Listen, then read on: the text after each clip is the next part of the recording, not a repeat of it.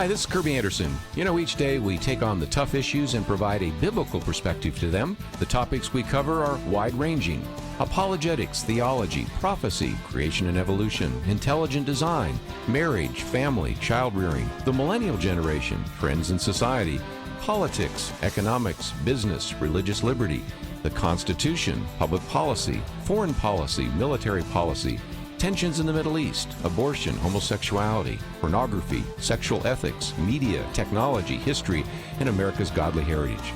We talk about anything that affects your faith, your family, or your freedom. So don't go anywhere, because Point of View starts right now.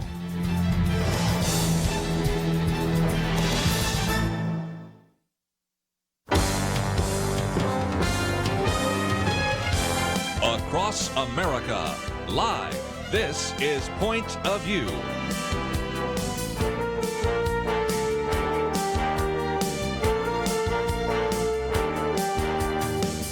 And now, Kerby Anderson. Thank you for joining me. It is the Monday edition here of Point of View, and we're going to spend some time talking about a number of things, a lot of which are going to be fairly dark and disappointing, but that is what is in the news, and so we will get to that in just a minute. I will start out, though, with something that is sad, but maybe could be in one way or another uplifting, and that is the announcement that shocked, I think, so many of us, of Chadwick Boseman. If you're not familiar with him, he is the individual that played Black Panther and, of course, was in Avengers Infinity War, Avengers Endgame. Even before that, of course, played 42, which was the story of Jackie Robinson. And a very sad set of circumstances, because if nothing else, it really caught everybody off guard. The most liked tweet ever. Isn't this amazing? The most liked tweet of all time was the tweet that announced his death, in which it said Chadwick was diagnosed with stage 3 colon cancer in 2016 and battled it these last 4 years as it progressed to stage 4 and took his life. There's a couple of things about that. First of all, the fact that he decided to keep it relatively quiet. Now we know while he was doing some of those films, he was undergoing countless surgeries and chemotherapy. It hit home to me because, first of all, I have had friends and family members that have died of colon cancer. And matter of fact, if you were to follow me around and find something I pray every day, I pray for an individual that I work with that I pray every single day for God's healing in his life. And so in some respects, this has been something that has affected my family, something I've paid attention to because it has affected, for example, my grandmother died of it, and a number of others. And so that has been certainly something that this has done, especially when we lose somebody that we begin to admire, whether it is an individual in the entertainment field or sports field or whatever. But I thought, just as a way of reminding you of his faith, our good friend Jim Dennison talked about this today, because Reverend Samuel Neely, who was the pastor who actually baptized him as a child, said that the arts were always part of his life. He was singing in the church choir, was producing plays in high school, and really continued to live out his faith as an adult. As a matter of fact, it was kind of interesting because when he did 42, which is the story of Jackie Robinson, he explained the courage of Jackie Robinson by quoting from the fruit of the Spirit in Galatians 5, verses 22 and 23, and said, I feel like it's because he had God in him that he was able to make it through this. And such a powerful movie that was well done. Something I did not know is that he was able to go on a scholarship which had been provided by the actor Denzel Washington. And so in a speech that he gave last year, thanked Denzel Washington for enabling him to study at Oxford University. And at the end of his speech, again, this is Chadwick Boseman, he ends with this benediction. May God bless you exceedingly and abundantly more in what's in store than he ever has before, which is really just a paraphrase of Ephesians 3:20. So, if nothing else, very shocking loss of an individual. For those of you who go out on the internet, a good friend of mine who used to be on probe staff, Jeff Amano, said he couldn't sleep. He was troubled by it, and the only thing he could do was go out and put together this picture, and I sent it to some of my guys here, and just another tribute to an individual. But let's move on to all the sad news, and there's a lot. And first of all, of course, we had the shooting. A man was fatally shot in another night of unrest. And this, of course, has been taking place for months now in Portland. And the homicide investigation is now opened up for a man who was shot in the chest. He was wearing one of those Patriot prayer hats, and so obviously was one of those individuals that was part of the mega rally. And you might say, why were they there? Well, interestingly enough, a person that actually tried to organize this, Alex Kizik, said that he was one of the organizers of this caravan.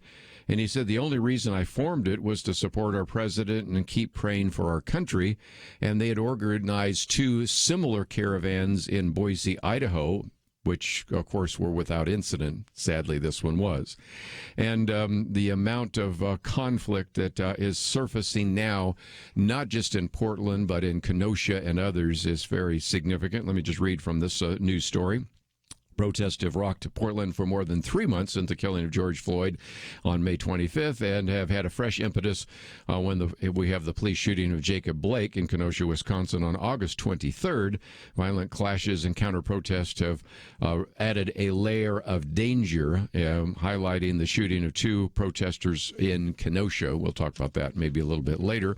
And on Saturday, thousands took to the streets in Kenosha to protest the police shooting of Mr. Blake, and the shooting of Mr. Blake sparked days of violence and property destruction in the lakefront city of 100,000.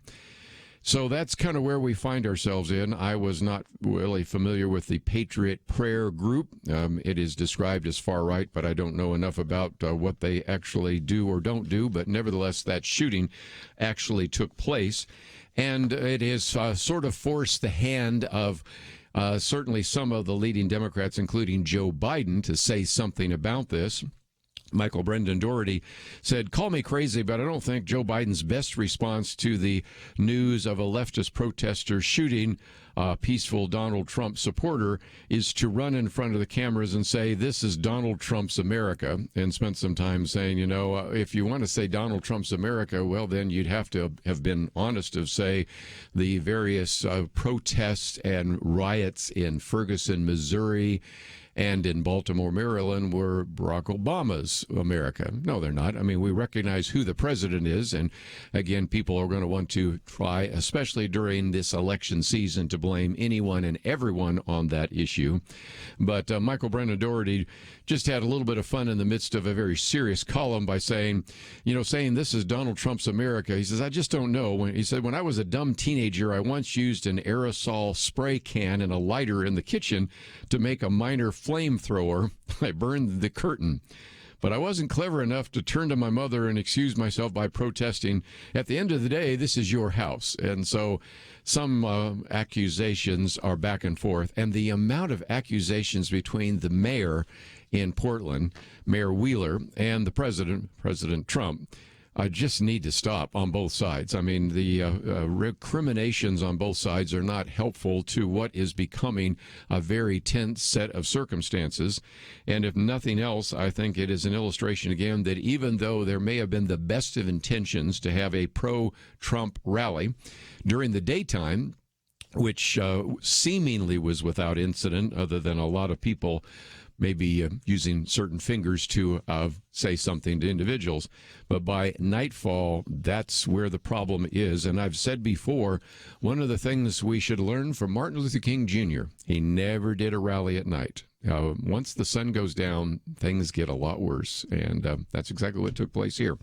Well, when we come back, though, seems like Joe Biden's decided he's got to leave the basement and he's got to go out and campaign. And so there may be some reasons for that, and we'll explain those issues right after these important messages.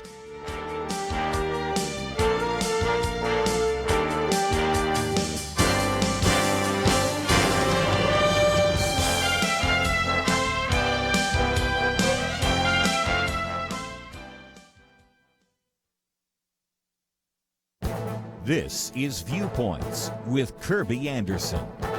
In previous columns, and even in the interview he did with me, Dennis Prager documents how the left ruins just about everything it touches. In the past, he has talked about how it has ruined university education, the arts, race relations, and free speech. His latest column adds science to that list and gives 4 examples. First is the desire of science departments in universities throughout America that have declared their intention to hire physicists, biologists, and other scientists based on gender and race, not scientific expertise. On my radio program, I've talked about how sometimes when university departments even decided not to hire any professor in an academic discipline because no one of the specified gender or race applied. A second example he cites is the declaration by more than 1,000 doctors and other healthcare providers who ignored their previous warnings against public gatherings in order to give their approval to certain protests. They wrote, as public health advocates, we do not condemn these gatherings, that is, mass protests against racism, as risky for COVID-19 transmission. We support them as vital to the national public health. Another example has been the complete rejection of any medical benefit to hydroxychloroquine and zinc in treating COVID-19. A drug used to treat lupus and rheumatoid arthritis was labeled dangerous. One of the most prestigious medical journals, The Lancet, dismissed the effectiveness of the treatment until the editors were forced to retract the journal article, calling it a fabrication and a monumental fraud. His last example comes from the American Psychological Association that argued that traditional masculinity is psychologically harmful. They also add that socializing boys to suppress their emotions causes damage. These 4 examples are a sad commentary on the state of science today. I'm Kerby Anderson, and that's my point of view.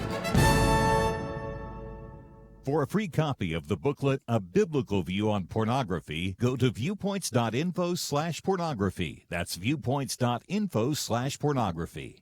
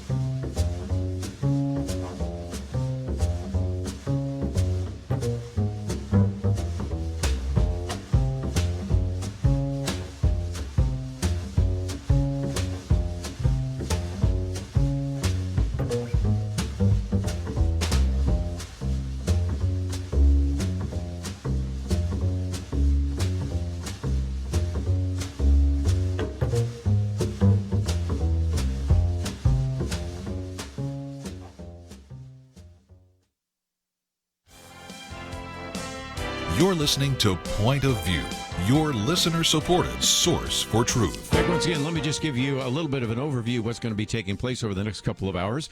Next hour, we will be having a little bit of a conversation with Dr. Eric Bargerhuff. Why is that in the Bible? And that'll be kind of a little bit of a break from some of the factors that we're talking about, but especially in the 2 o'clock hour, that will be the 3rd hour there. We have, first of all, Gerard Robinson wrote a very good op-ed in the USA Today on policing and black communities. So we're going to get into that. He is the Vice President for Education, Advanced Studies, and Culture Foundation in Charlottesville, and has been looking at, of course, the African-American population as he is a member of that, to really look at the police issue, and then also keeping that in still the same kind of focus. We will then be talking with Harry Jackson, and he has written this book on a manifesto. The subtitle is Christian America's Contract with Minorities. So we're really going to get into some of those issues in the 3rd hour, and I recognize some of you that listen to this particular hour on radio may or may not have that carried in your local station,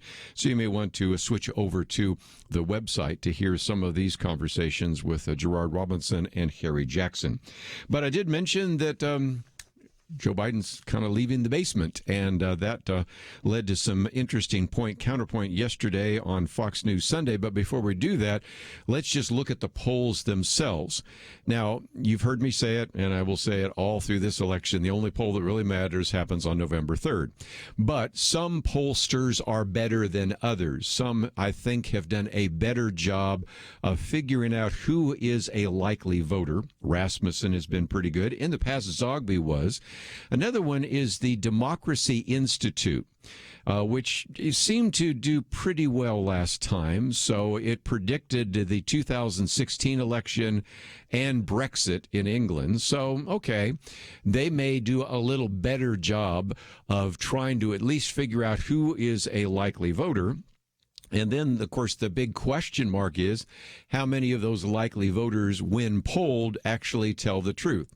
I don't think everybody's trying to be dishonest, but if you had somebody you don't know call you up and ask who you're going to vote for, and you were thinking of voting for President Trump, and you don't know who they are, you might just be more inclined to say, well, I haven't quite decided yet, and put me down as undecided when you know darn well you're going to vote, because you just say, I don't know what the consequences is of telling you over the phone is. So that's always been a very difficult set of circumstances. But even so, the Democracy Institute Sunday Express right now has Donald Trump up over Joe Biden by 3 percentage points. Now, again, you're not elected by the popular vote, you're elected by the electoral vote.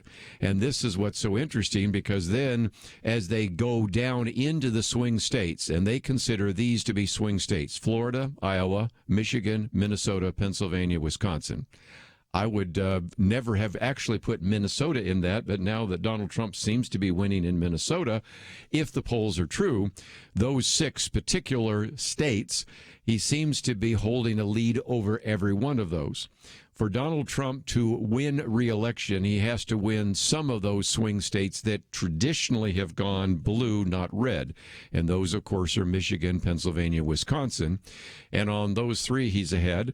Also, to win Florida, Iowa, and Minnesota, game over. Matter of fact, they said that if indeed that poll is true, then Donald Trump would have 309 delegates, or basically electoral votes, to 229, and that would make him the reelected president of the United States.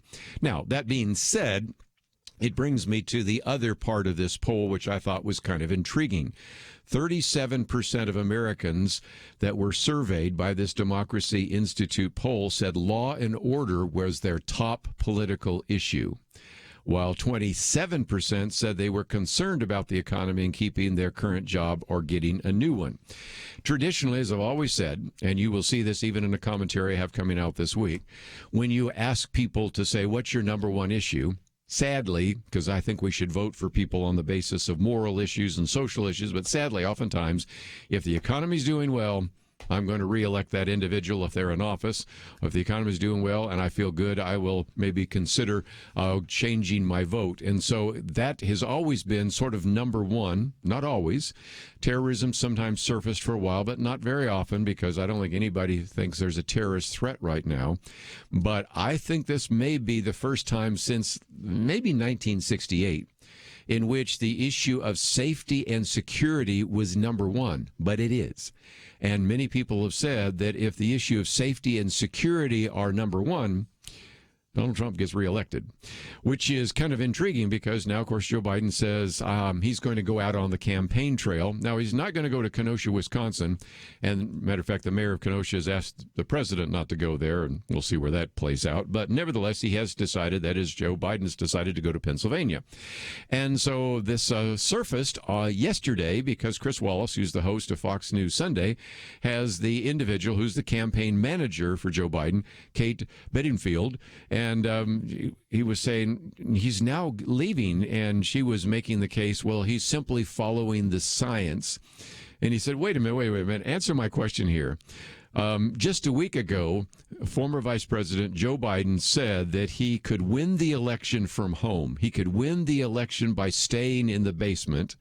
And now you're saying he will follow the science and he's going to go out there on the campaign trail.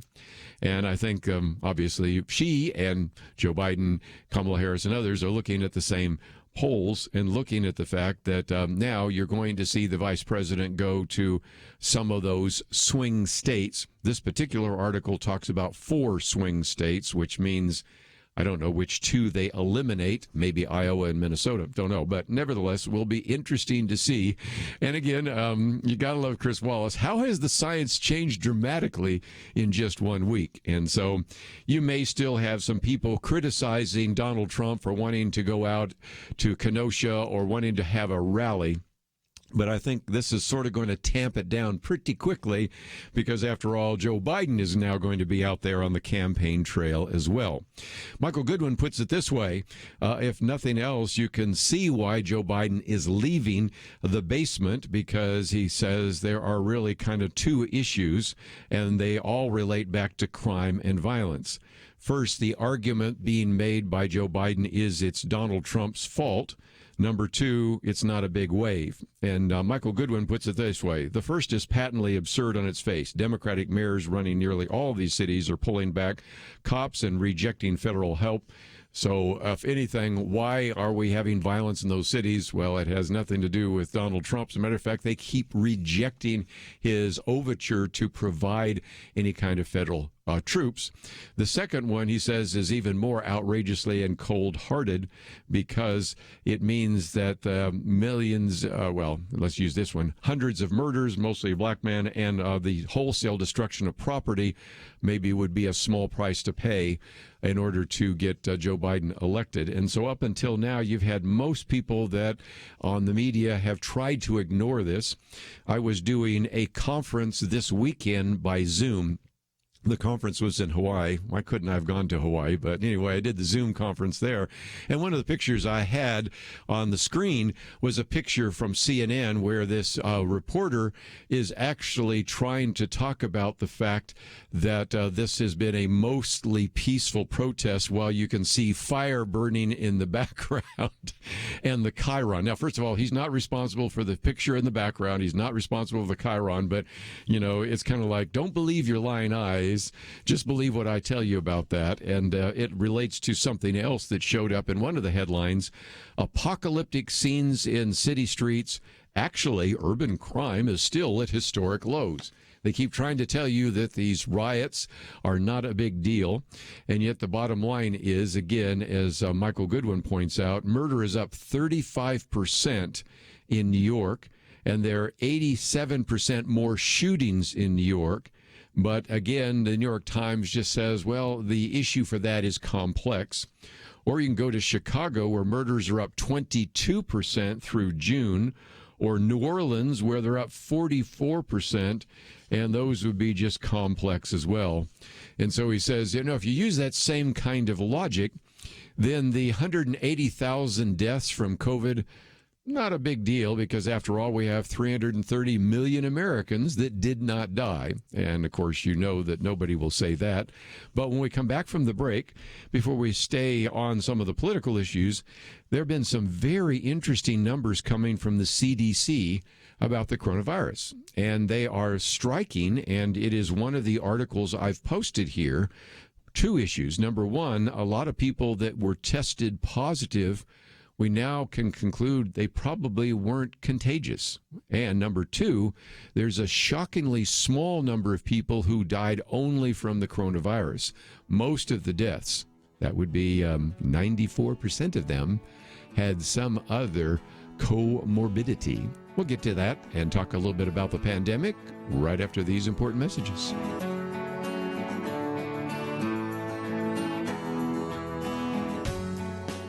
Having civil conversations about important issues seems to be harder and harder. Various media outlets tell people what they should believe, why they should be outraged, and getting people to actually think, well, it can be difficult. Whether it's the gospel, tax issues, social policy, or just about anything else, you need to have solid information and clear thinking to address the hard issues. You need God's truth applied. And that's what you get in less than 2 minutes with Point of View's Viewpoints Commentary, a daily resource to help you be informed and think through the things we need to be talking about. It is free and will arrive in your inbox each day when you visit pointofview.net/signup. Sometimes we know we should say something, but we're silent because we're not quite sure what to say.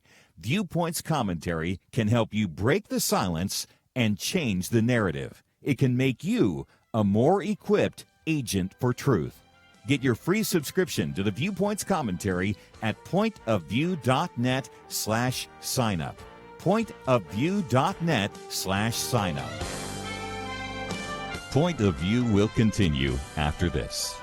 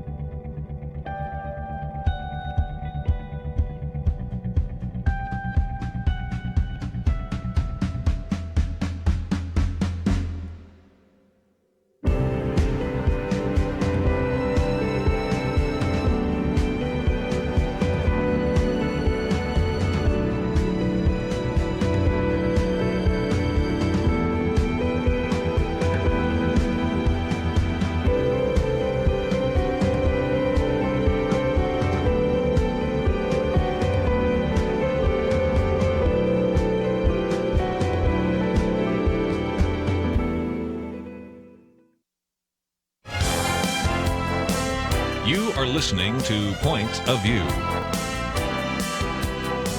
The opinions expressed on Point of View do not necessarily reflect the views of the management or staff of this station.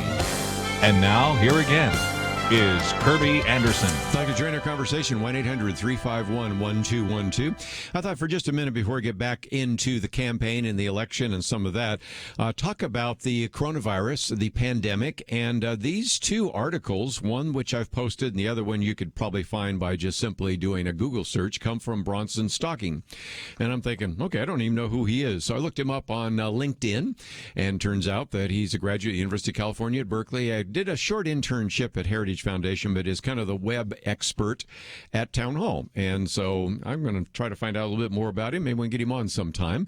But the first article that we have posted here, I think it's the second one on the actual sheet there, talks about the fact that because there's been such a push for testing, now there was a very good article that came out in the New York Times that actually said, you know, we maybe have tested so much that we've now actually identified people as positive when we could have maybe just simply identified them as negative.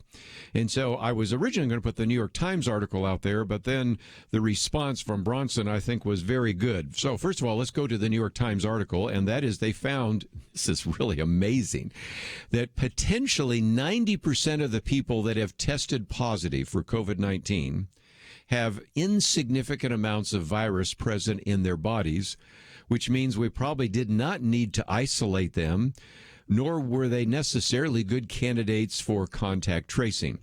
Now, when you don't know, you have to do what you don't know, and that is, since you didn't know that, that's the case. And even now, okay, 9 out of 10 maybe don't need to, but again, this is where we need to maybe develop tests that show whether or not there's enough of the virus that it would be contagious. But the harsh reality is a lot of people that stayed home, and I can think of some people even in my own Sunday school class who said, you know, this wasn't even like the flu, but yes, okay, I tested positive. I stayed there for 2 weeks. Now I'm here, you know, and if I'd gone to visit them or they'd even come into the studio, probably likely that they wouldn't have passed it on to anyone. And so the concern now is surfacing, and this comes from a lot of public health experts, that there has been so much over-testing that is now responsible for misdiagnosing a huge number of people which actually have harmless amounts of the virus in their systems. And so the New York Times, here's a quote from them: most of these people are not likely to be contagious, and identifying themselves may contribute to bottlenecks that prevent those who are contagious from being found in time. That's a quote from the New York Times. So then, this is where I come back to Bronson Stocking's pieces. So if over-testing is causing bottlenecks that keep us from identifying contagious people in time, what does the New York Times believe? Oh, we need more testing. And I just love that, because he says to even understand that flaw in logic, you have to go back to the fact that he says, and I think wisely so, that whether it's the New York Times, whether it's progressives, whether it's Democrats, whether it's sometimes the media, they almost all seem to be committed to taking the opposite position from whatever the president has to say. And a good example of that you can see today in my Viewpoints commentary called The Science and the Left. I point out that as soon as President Trump talked about hydroxychloroquine as a possible treatment, then you had everybody saying how dangerous it was, and you even had Lancet, which is one of the most prestigious British journals, medical journals, actually talking about it being ineffective. And then, as we point out in the piece there, later the editor had to admit that that was an article that needed to be and was withdrawn and based on false data. And so as soon as Donald Trump says we need to use hydroxychloroquine, everybody says it's dangerous. As soon as he says we're doing enough testing, then you have to go and say we need more testing. But I thought it was kind of interesting that here the obvious conclusion from the New York Times and the interviews they did with people that are leading public health experts are maybe the over-testing has caused the problem. And so what does the New York Times suggest? We need more testing. It's just amazing. But the other one I didn't post, but you may want to see this one because it's even more intriguing, because he also points to the Center for Disease Control and Prevention. And now this article has made its out over the last couple of days, because if you go to the CDC website and you go to Table 3, and I would encourage you to do that. As I say before, don't believe what I have to say. See it for yourself. They actually then break out the number of people who died of COVID-19 on those individuals that did not have what we oftentimes talk about, other factors. Comorbidities is the technical term for it. And the reality is that out of the 161,392 deaths in the data, just 6%, or 9,700 deaths, were attributed to the coronavirus alone. Put another way, 94% of the individuals who died of COVID-19 had some other factor, and these were, pretty significant factors as well. Heart disease, diabetes, sepsis, whatever it might be. Now, again, lots of times people die from comorbidities, so it's not saying that this was a deliberate attempt, as unfortunately some people on Twitter and Facebook are now starting to say, to actually cause us to close down the government and close down the society. But we are recognizing that when you look at the significant number of people that have died, most of them, again, it looks like 94% of them actually had what are called comorbidities. And so that's an important factor to keep in mind, especially when sometimes you will hear someone say, this person died today, we had this many deaths from COVID-19, and they did not have any health factors. Some of those factors aren't necessarily mentioned, but they are, when you do autopsies, discovered, and they can be all sorts of other factors as well. And just illustrates again that there may have been some major overreaction in the absence of good data, but now we have the data that we didn't have even just a few months ago. Just before we take a break, Andrew Sullivan is an individual that probably would disagree with most of the things we say around the table here, but he wrote a very good piece that came out over the weekend, the trap the Democrats walked into, and he was at the time talking about the fact that our polarized politics have led to killings, and he was talking about Kyle Rittenhouse, that 17-year-old who showed up with an AR-15 in Kenosha, and killed 2 individuals. Of course, we now have the shooting in Portland and others. But he says, in this current chaos, I've come to appreciate Marcus Aurelius. You got to love somebody that even knows who Marcus Aurelius is. And that is, the object of life is not to be on the side of the majority, but to escape finding oneself in the ranks of the insane, which is harder. But he says, look, I'm a supporter, he says, of the motives of the good folks involved in Black Lives Matter movement. Again, we wouldn't necessarily agree with everything he has to say here, but he said, I'm equally repelled by the insistent attempt by Black Lives Matter and its ideological founders to malign and dismiss all the huge progress we've made to redescribe the American experiment in freedom as one utterly defined in racism, and call the most tolerant planet on country on the planet a form of white supremacy. And he says, if nothing else, he says, I don't think I'm the only one, as even Democrats now seem to realize that this massive blind spot of not talking about these riots and these protests in a way that should have been taken actually weeks ago, when a political party finds itself so wedded to a new and potent ideology it cannot call out violence when it sees it, it is walking straight into a trap. And I suspect he may be the one that would probably vote for a Democratic president, but at the same time is saying this is just crazy that we are missing the opportunity to address this issue. And he said one of the most, and again, he's fairly critical of Donald Trump, he said one of the most devastating lines in President Trump's convention speech was, tonight I ask you a very simple question. How can the Democratic Party ask to lead our country when it spends so much time tearing down our country? Well, Andrew Sullivan says, well, it's a cheap shot, but in the current context, he says, it's kind of a political bullseye. And then he talks about in Washington, D.C., where you have mobs of wokesters running through the street, chanting obscenities, invading other people's spaces, demanding bystanders raise fists in solidarity. These, I said, fanatics, like it or not, are now part of the face of the Democrats, a snarling bunch of self-righteous, entitled bigots, chanting slogans rooted in pseudo-Marxist claptrap, even erecting guillotines. He says, yes, guillotines in the streets as the emblems of their agenda. And the point he's making is I may support liberal, progressive ideas and Democrats, but this is a mess.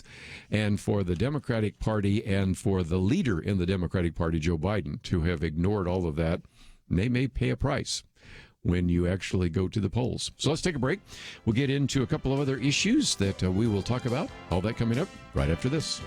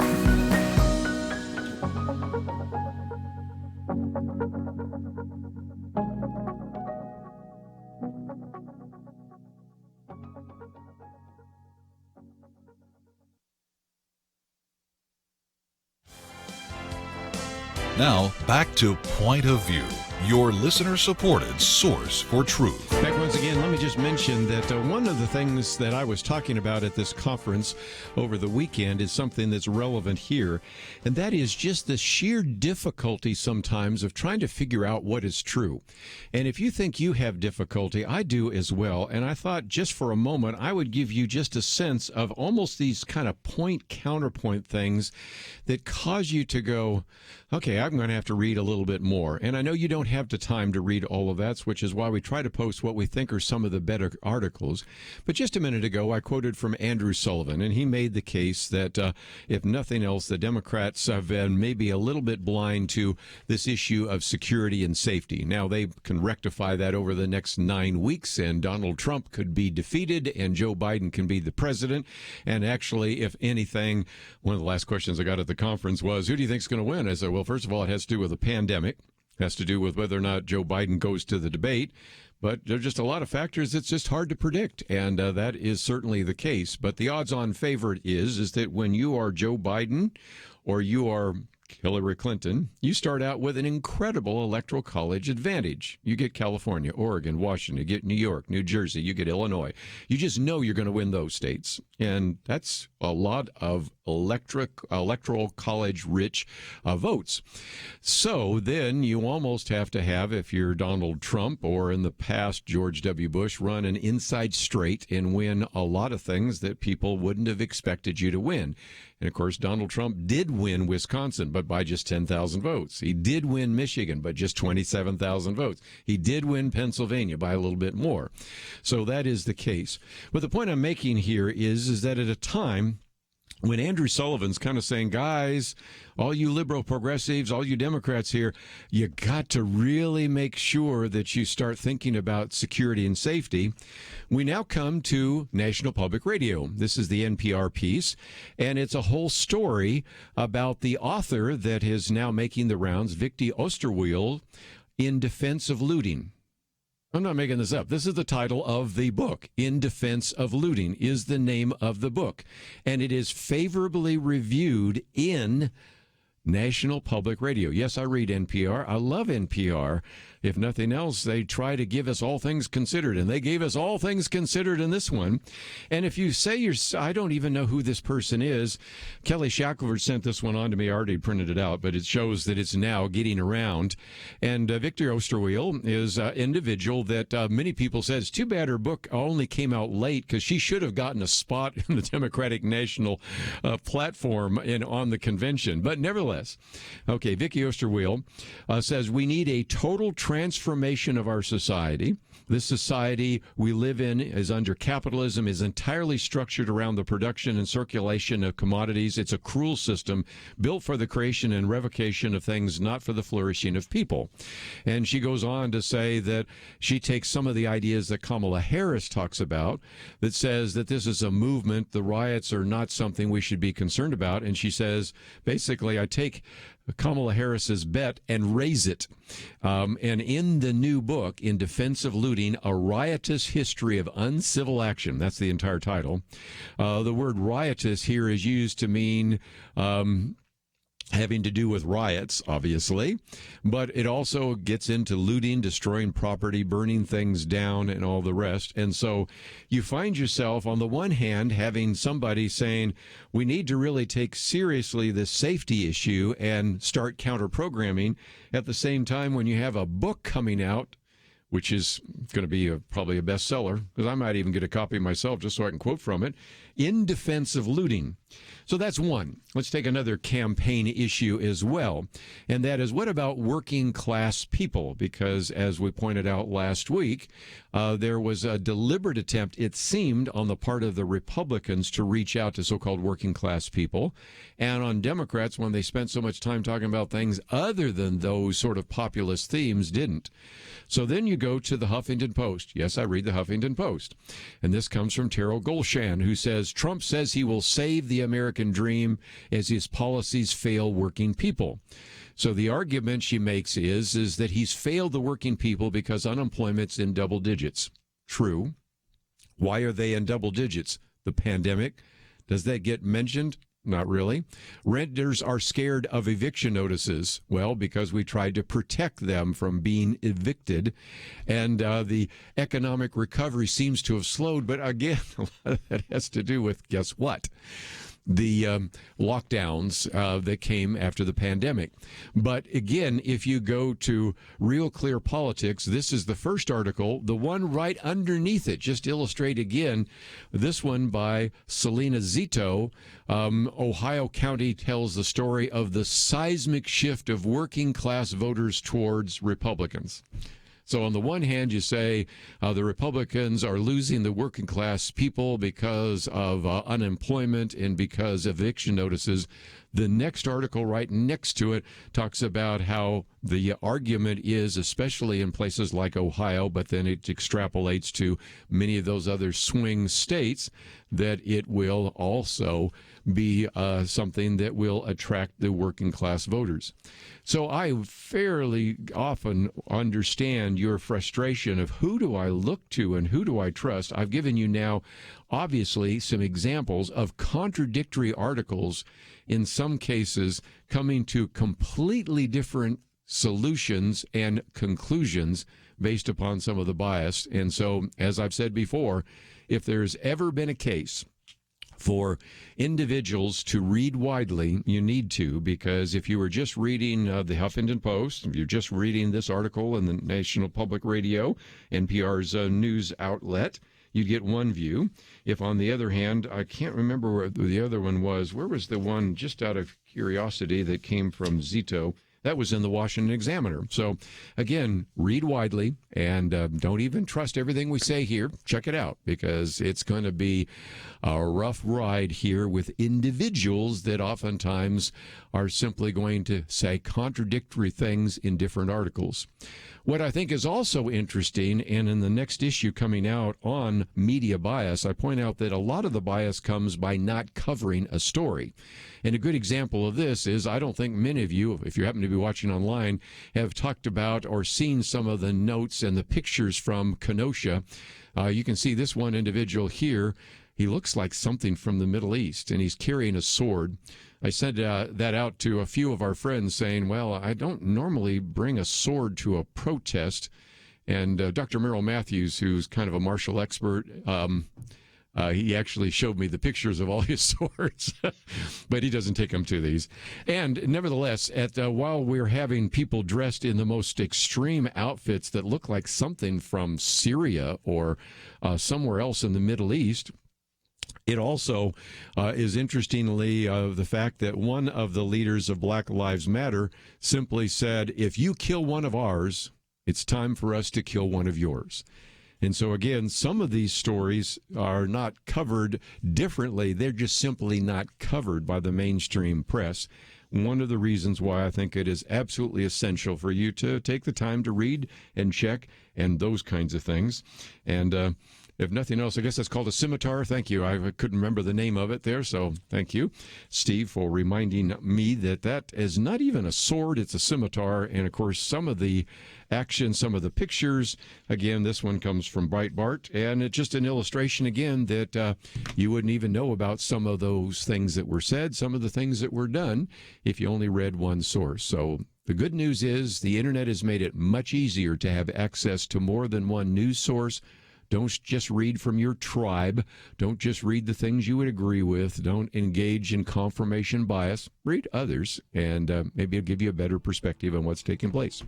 Let's take a break, though. We will now get into the National Hour. I'll talk about a couple of other stories we have not covered, and then we'll spend some time talking about the Bible, and then a little bit later, the African-American population. All that coming up right after this.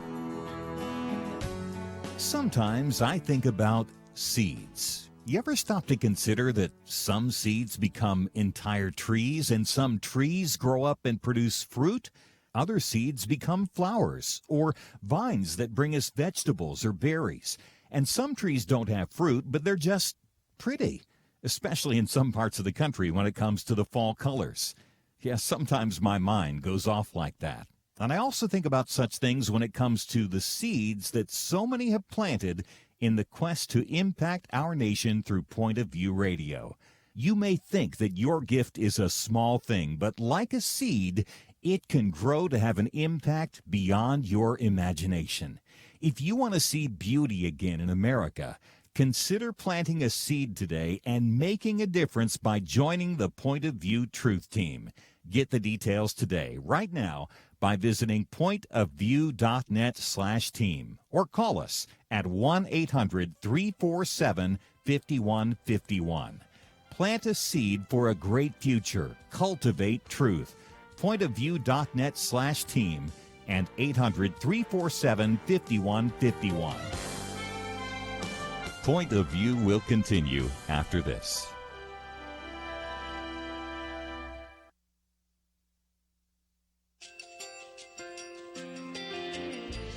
I just want to thank you so much for all the wonderful programming you have. You're just absolutely fantastic. I recently started listening to Point of View, and I really found it interesting because of the different subjects you cover. Thank you for that. I really appreciate everything that you do in keeping us informed. Thank you, Kerby, for everything that you have been doing. I appreciate all the work that you're doing, advocating for the Word of God. Thank you so much. Point of View, I think, is absolutely necessary because it's a Christian perspective, a biblical worldview perspective, and receive very current, up-to-date information about what is really going on, week to week in our culture, which is changing so rapidly, and yet it's morally sliding backwards. Yeah, I'm just, first of all, I thank you guys. Y'all's program is wonderful, and enjoy it every day. I learn so much every time I listen to it. Point of View Radio Talk Show.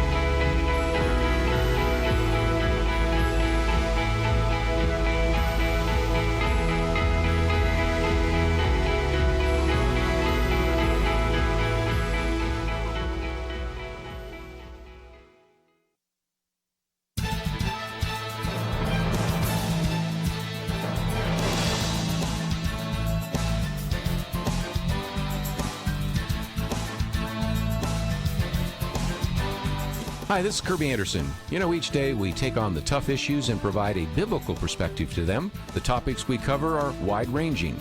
Apologetics, theology, prophecy, creation and evolution, intelligent design, marriage, family, child-rearing, the millennial generation, friends and society, politics, economics, business, religious liberty, the Constitution, public policy, foreign policy, military policy, tensions in the Middle East, abortion, homosexuality, pornography, sexual ethics, media, technology, history, and America's godly heritage.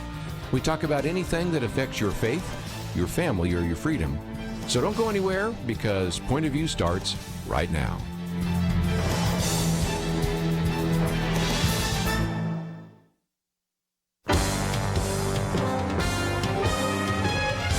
Across America, live. This is Point of View.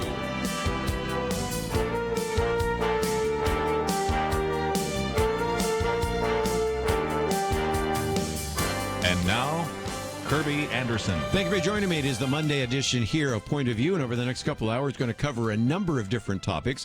First of all, we'll look at what has been taking place in terms of kind of a post-convention bounce and how that has affected the Trump campaign and what is happening in the Biden campaign. Of course, this last hour, I spent a little bit of time talking about the shooting in Portland and the death there, and also the things in Kenosha. We'll get back to that in a little bit later. But as a program note, let me just mention about a half an hour from now, we're going to spend some time maybe breaking away from some of the news that we'll be talking about, and we'll talk with Dr. Eric Bargerhuff about his book, Why Is That in the Bible?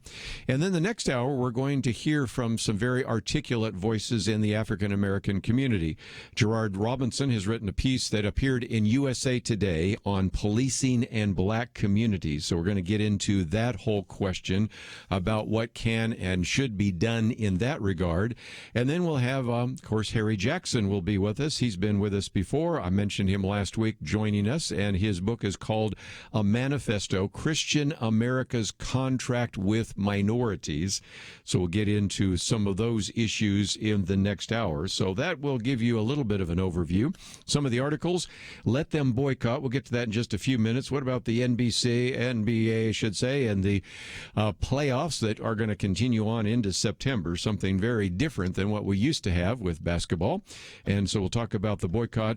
COVID testing. What about the testing for coronavirus, positive versus negative, and some other things that we're finding which are pretty intriguing as well.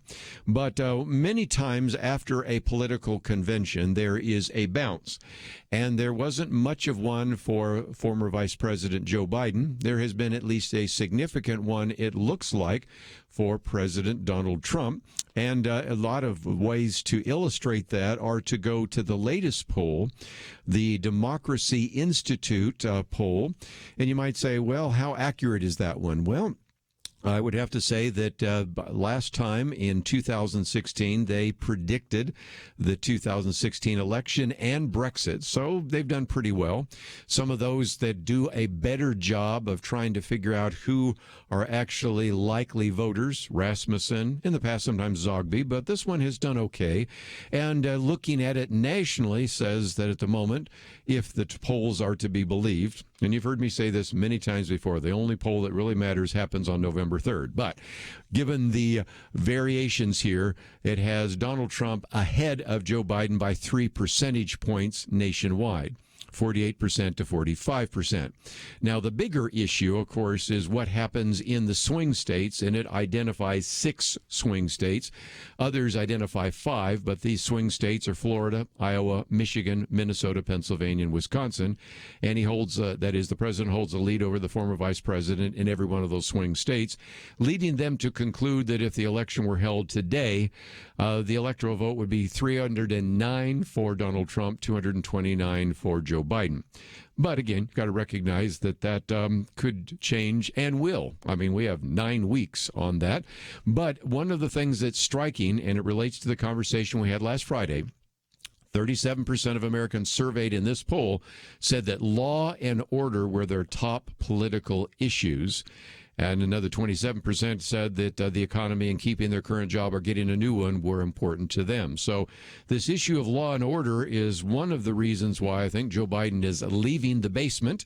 And it surfaced yesterday when Chris Wallace was talking with the campaign manager for the Biden campaign on Fox News Sunday, who was arguing that the campaign is going to follow the science. And he said, no, wait a minute. I mean, just a week ago you said, and that is Joe Biden himself said, that he could win the election from home by staying in the basement. Now you're saying we're going to follow the science and go out, and that's just been a week, and the science hasn't changed that dramatically in 1 week. So it was kind of interesting to see that play out. And Andrew Sullivan has written about this. He may be very sympathetic to the Biden campaign, but he has raised some very important issues. And one of those, he said, look, I'm a supportive of the motives of people at Black Lives Matter movement, but I'm also repelled by their insistence that all this huge progress that has been made and this experiment in freedom is one utterly defined by racism. And to actually call this most tolerant country on the planet an example of white supremacy kind of bothers him. But he says there's one thing I don't have a conflict with. Rioting and lawlessness is evil, and any civil authority that permits, condones, or dismisses violence, looting, and mayhem in the streets disqualifies itself from any legitimacy. This comes first. He said if one party supports everything I believe in, but doesn't believe in maintaining law and order all the time and everywhere, I'll back the party that does. In that sense, I'm a one-issue voter because without order, there's no room for any other issue. And that's where he says, even though he would be very supportive of some of the things that were at the Democratic Convention, said, I watched the Democratic Convention, heard close to next to nothing about ending this lawlessness. I noted the silence. And he says, I don't think I'm the only one, as even Democrats now seem to realize this massive blind spot is not hard to understand when a political party finds itself so wedded to a new and potent ideology it cannot call out violence when it sees it, and that it is walking straight into a trap. And of course, that's what he said in this blog post, the trap the Democrats walked themselves into. Now, of course, not everybody is going to assume that Joe Biden and Kamala Harris don't have a desire to address this issue of law and order and violence, but it is a very big issue that certainly was ignored during the Democratic campaign and highlighted a lot during the Republican campaign. But one of the articles I've posted here is the remarkable revelation, I should say, from the New York Times that potentially 90% of those people who have tested positive for COVID-19 probably have such an insignificant amount of virus present in their bodies that we really did not need to isolate those individuals, quarantine those individuals, and they weren't even necessarily good candidates for contact tracing. And that's why some of these leading health officials are now saying maybe we've had too much over-testing. But then in this article I've posted by Bronson Stocking, he points out, what does the New York Times suggest? More testing. And it's a part of this idea that if President Trump is against testing, we want more testing. If President Trump is for talking about the effectiveness of hydroxychloroquine, then obviously it has to be dangerous. And so that is the article that you can read in its entirety, but it points out that a lot of people probably were not as contagious as we thought. And in another article by Bronson Stocking, in the town hall, if you go back and look at the Centers for Disease Control and look at those individuals who died just from COVID-19 without any comorbidities, those individuals would be 6%. Put the other way, 94% of the people that died, the 161,392 deaths, those individuals, actually 94% of them actually had other, what we call comorbidities, heart disease, diabetes, sepsis, whatever it might be. And so only about 9,700 people died just to the coronavirus alone. So just a couple of rather shocking statistics that have come from the New York Times and for the Centers for Disease Control and Prevention. We'll be back with more right after this.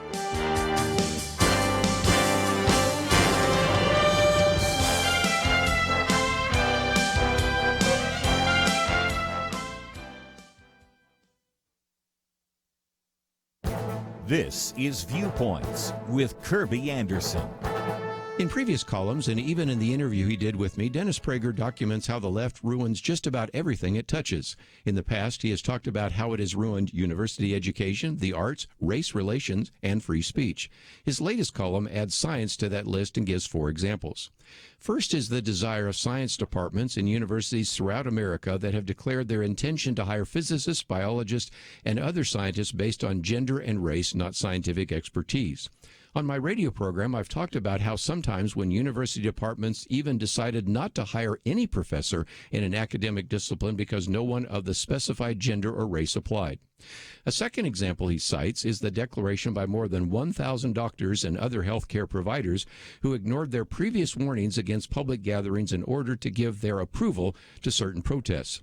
They wrote, as public health advocates, we do not condemn these gatherings, that is, mass protests against racism, as risky for COVID-19 transmission. We support them as vital to the national public health. Another example has been the complete rejection of any medical benefit to hydroxychloroquine and zinc in treating COVID-19. A drug used to treat lupus and rheumatoid arthritis was labeled dangerous. One of the most prestigious medical journals, The Lancet, dismissed the effectiveness of the treatment until the editors were forced to retract the journal article, calling it a fabrication and a monumental fraud. His last example comes from the American Psychological Association that argued that traditional masculinity is psychologically harmful. They also add that socializing boys to suppress their emotions causes damage. These 4 examples are a sad commentary on the state of science today. I'm Kerby Anderson, and that's my point of view. For a free copy of the booklet, A Biblical View on Pornography, go to viewpoints.info/pornography. That's viewpoints.info/pornography.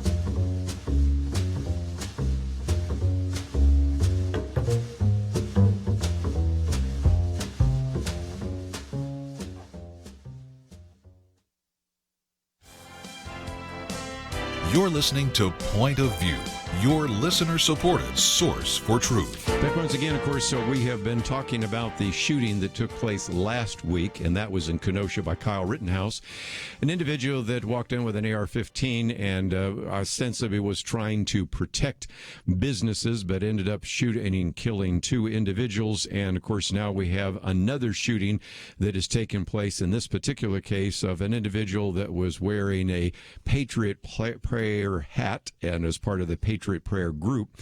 This was a shooting that took place in Portland, Oregon, about 9 p.m. on Saturday, and the homicide investigation is opened up. And so, of course, we have seen what has been taking place in Portland really since May 25th, when you have, of course, the killing of George Floyd, and then the more recent intensity that came with the police shooting of Jacob Blake, which took place August 23rd. And meanwhile, while we're talking about Kenosha as well, you had on Saturday thousands took to the streets in Kenosha to protest the shooting. And again, this has been days of violence and property destruction and all of the rest. So we'll continue to follow that. But you might say, why did this happen in Portland? Well, the individuals that were organizing this had done this before. One of those individuals who was interviewed, Alex Kizik, said that they had done 2 of these similar pro-Trump caravans in Boise, Idaho, without incident. But even the one in Portland in the daytime did not have any major incidents, although there were a lot of words and finger gestures generated back and forth. But this, of course, took place at night. Nothing good happens at night. And as I've pointed out before, Martin Luther King Jr. never did a march or a protest at night simply because of the potential danger. And that is, of course, what has taken place. So we'll continue to watch that, and we'll spend some time, obviously, in the next hour talking with Gerard Robinson and Harry Jackson about that as well. But one of the other articles I posted is a conversation some people are having, and that is, what about these NBA boycotts? And I thought Andrew McCarthy does a very good job of really addressing that, because he said, you know, the NBA has been adopting some of these boycotts, and he says even though it may be kind of illogical and based upon even some things that are irrational in terms of arguing that we have police forces hunting down black young men, nevertheless, you know, they are free to do so. And if nothing else, he really raises the bigger question, because for a work stoppage, he says, to be successful, it has to withhold something the potential consumer wants, or at least wants badly enough to be depressed by its absence. And in some cases, that has certainly been the case. You need police, you need teachers.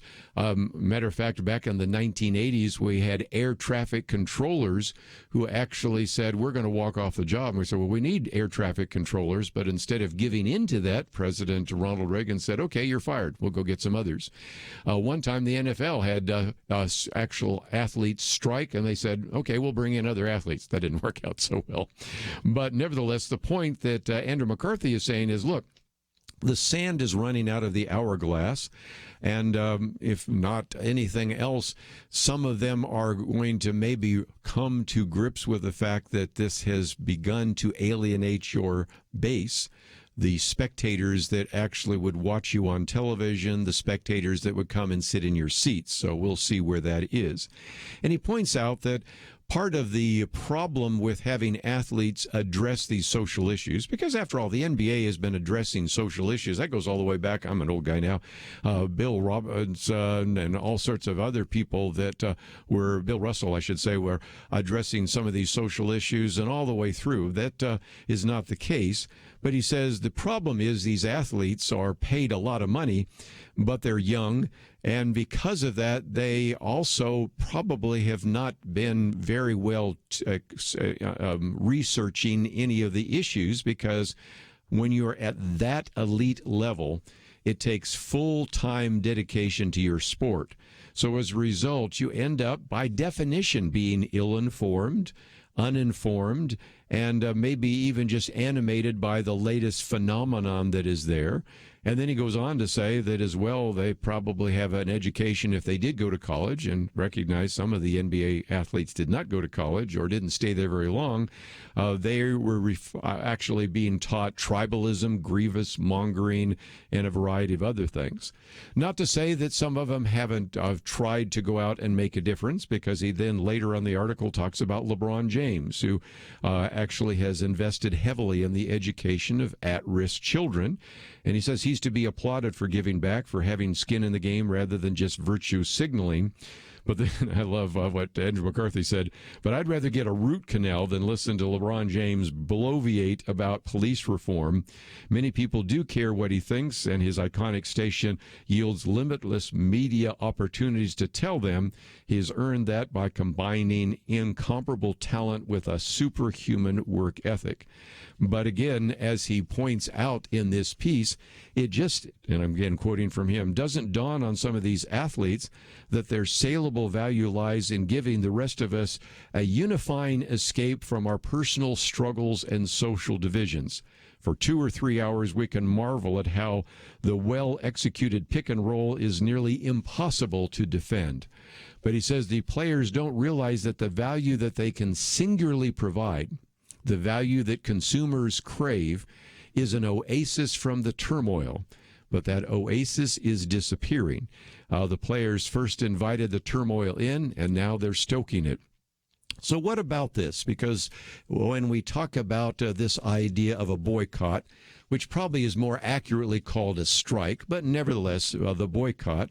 What has been the crunch? Well, one of those has been the Star-Spangled Banner. And I love Andrew McCarthy because he points out that the Star-Spangled Banner was not even our national anthem until 1931. And it wasn't routinely played at sporting events until World War II. And he doesn't say this here, but I happen to know that actually the various leagues get paid to play that. And so that is the case. So he says, look, if this is going to be a problem, as some people have suggested, let's do something else. He says, I wish patriotic displays were not controversial, but fine. If playing the anthem sullies the experience for a sizable number of fans, let's not do it. There are plenty of other forums for arguing politics and wondering whether a nation can remain a nation if its symbols repel the critical mass of its people. And the point, he says, is that oftentimes what is being conflated is this idea that the First Amendment gives me a right to protest at a game. No, it doesn't. The First Amendment has to do with the government. Now, if the government at one point tried to impose a law that says you cannot kneel during a national anthem, okay, that's a different issue. That gets you back to the First Amendment. But when you work for a company, which is that particular team that's part of the NBA, they could, if they wanted, actually prevent you from doing certain things, just as your employer can prevent you from wearing certain outfits or saying certain things or doing certain things when you're, on the job. So there is no right to engage in protest at the game, but so far the owners and the leagues have decided to indulge this behavior, but they're not required to do so.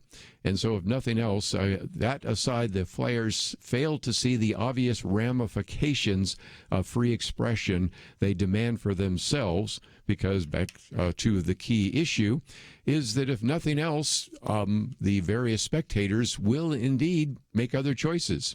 Andrew McCarthy says, I love sports, but the exhibition of sporting contests is just one thing out of many that I enjoy that compete for my attention. If watching a game becomes an occasion for irritation, I can go read a book or work out or do a crossword puzzle or watch a movie or 1,000 other things I'd rather do than have the invasion of a political agenda actually come into my space. And so, again, you can see that in some respects, I suspect that most people hope that during the 2 or 3 hours that they watch a football game, a basketball game, a baseball game, a soccer game, whatever it might be, a hockey game, they could certainly do some other things. So if nothing else, Andrew McCarthy ends with this. But nobody has to watch sports. The NBA boycott, cheered by the media, thus trending through other sports leagues, is a bad idea. The pandemic has the players in a bubble. Each game is another chance to play before lots of empty seats, another chance to acclimate to the future. They're playing. Possible they'll be playing in front of empty seats next year. Anyway, I wanted you to see that article. I gave you a very quick summary of it, but I thought it was a very fair look at the issue. Do they have the right to boycott? Sure. Do you as a spectator have a right to boycott the league? Yes, you have a right to watch it or not watch it. And these playoffs will go deep into September, so it's going to be very interesting to see how many people tune them in or tune them out. Let's take a break, though. We're going to get into some very important issues now over the next hour and a half. I hope you'll be with us. We'll be back right after this. Having civil conversations about important issues seems to be harder and harder. Various media outlets tell people what they should believe, why they should be outraged, and getting people to actually think, well, it can be difficult. Whether it's the gospel, tax issues, social policy, or just about anything else, you need to have solid information and clear thinking to address the hard issues. You need God's truth applied. And that's what you get in less than 2 minutes with Point of View's Viewpoints Commentary, a daily resource to help you be informed and think through the things we need to be talking about. It is free and will arrive in your inbox each day when you visit pointofview.net/signup. Sometimes we know we should say something, but we're silent because we're not quite sure what to say. Viewpoints Commentary can help you break the silence and change the narrative. It can make you a more equipped agent for truth. Get your free subscription to the Viewpoints commentary at pointofview.net/signup. pointofview.net/signup. Point of View will continue after this.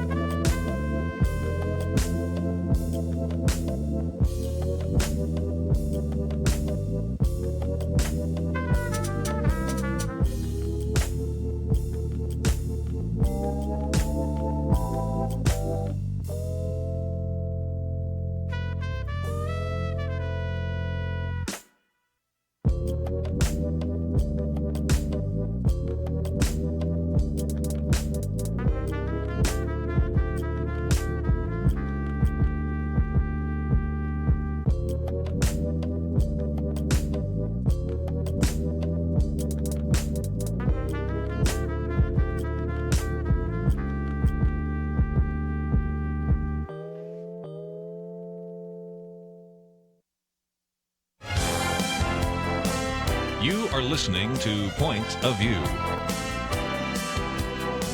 The opinions expressed on Point of View do not necessarily reflect the views of the management or staff of this station. And now, here again is Kerby Anderson. If you listen to this program any length of time, you know that we want to not only help you know how to articulate a biblical worldview, but how to defend it. And one part of that oftentimes is the idea of apologetics and how to answer some of the criticism. Now, sometimes that comes with people saying, you know, I've been reading the Bible and this doesn't make any sense. Or why do you people that believe your Bible live with these Bible difficulties, these Bible contradictions, and all the rest? And so, well, from time to time, I really like to get back into that very important issue.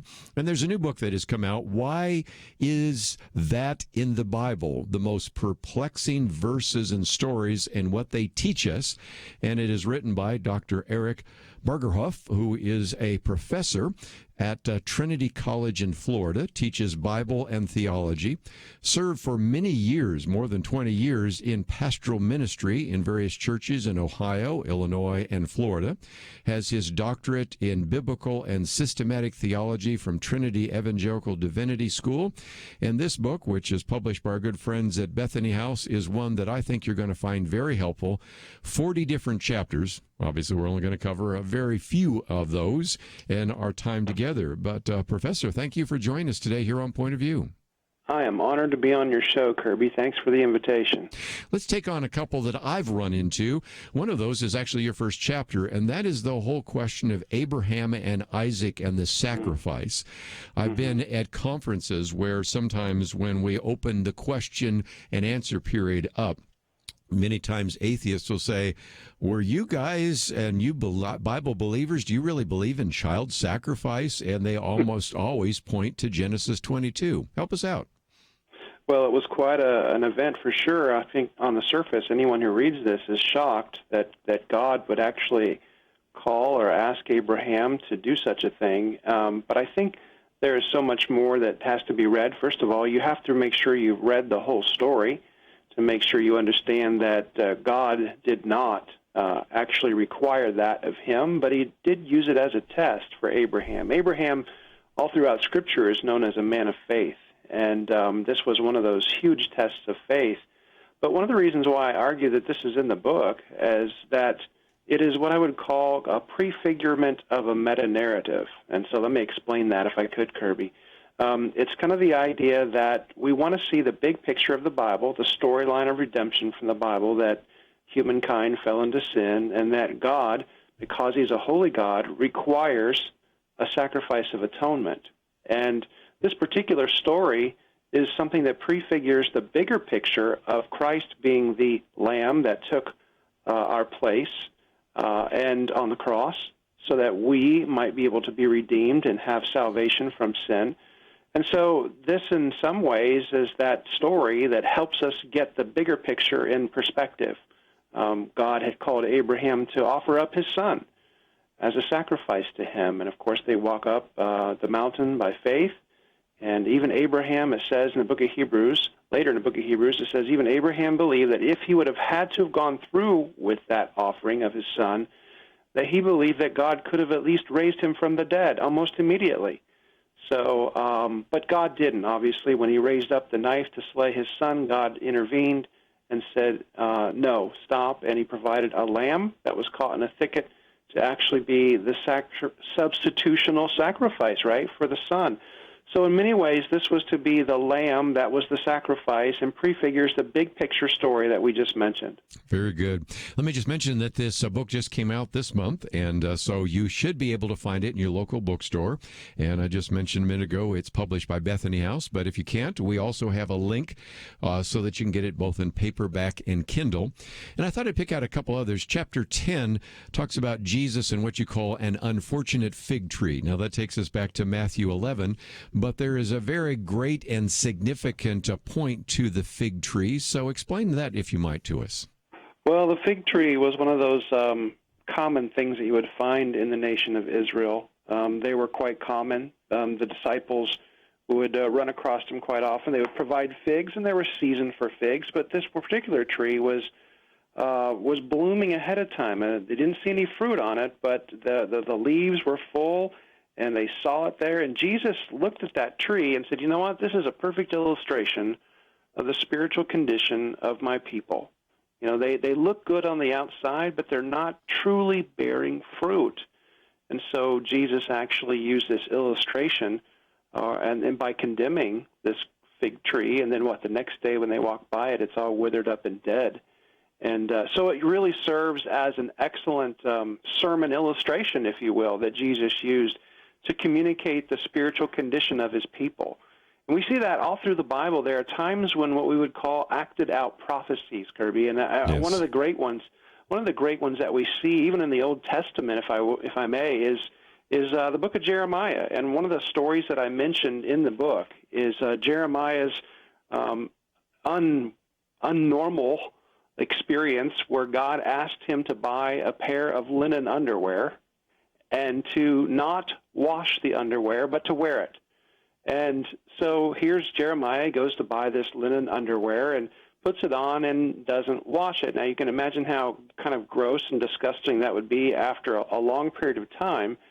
And so this is a perfect acted out prophecy. In what way? Well, once again, God is communicating to his people through the prophet that this is how God sees their spirituality in front of him. This is how he sees their relationship. They have forsaken the covenant. They have walked away and have wandered away into other ungodly marriages and have worshipped other gods, and as a result there's going to be exile and judgment that's going to come upon them because of this. Well, in the course of the story, Jeremiah is then revisited by God, and God goes and tells him to bury this underwear in a cleft of the rock near the Euphrates River. And of course you can imagine how, being next to the river, a lot of soil there, a lot of wet rocks that are around there. And of course, this will become moldy and mildewy, and pretty much you have unwashed underwear who becomes moldy and mildewy, and he goes and retrieves it and says, yes, this is an example of what my people look like in my eyes because of their idolatry before me. And so this would be an acted out prophecy. We see another one of those even in the New Testament when Jesus looked at his disciples and said, receive the Holy Spirit. He breathes on them. And, of course, they didn't receive the Holy Spirit in that very second. This is all in the Gospel of John. But they were to receive the Holy Spirit later at Pentecost. So, again, these are examples in the Bible of what we would call acted out prophecies that have spiritual components and lessons to them. And I love the fact that you mentioned that one in Jeremiah, because that's also, of course, in this one of chapter 13. And it's a perfect illustration of some of the other things God had Jeremiah do. Go to a potter and see a potter making a flask, later on to destroy something and break one of those pots, and also to then buy land that was already taken by the Babylonians, the Chaldeans, that he would probably never own, and just all sorts of illustrations that you see, for example, in the book of Jeremiah, but in other places in the scriptures that are the case as well. Let me just, before we take a break, mention that this book, Why Is That in the Bible, is one of many books that you've written, but even the link that we provide also identifies the most misused verses in the Bible. So you've really developed over the years an ability to address some of these questions that people have, because sometimes we misuse these Bibles. Sometimes we face contradictions. And so on some occasions, we've talked about alleged contradictions in the Bible difficulties. But wouldn't you agree that sometimes when you come across something that doesn't make sense, one of the things that would really strengthen your faith would be to investigate that, get your book out or other resources out and investigate that, because that'll really strengthen you to begin to understand that you can trust God's Word. There's two big principles that are involved in this, Kerby. One is this, is that when we come across a difficult passage of Scripture, we want to use what the Reformers call the analogy of faith, which is the principle that Scripture interprets Scripture. Mm-hmm. So perhaps it is something elsewhere that is addressed in Scripture, and if we understood that Scripture rightly in its context, then that would help us interpret what is said elsewhere that may be difficult for us to grasp.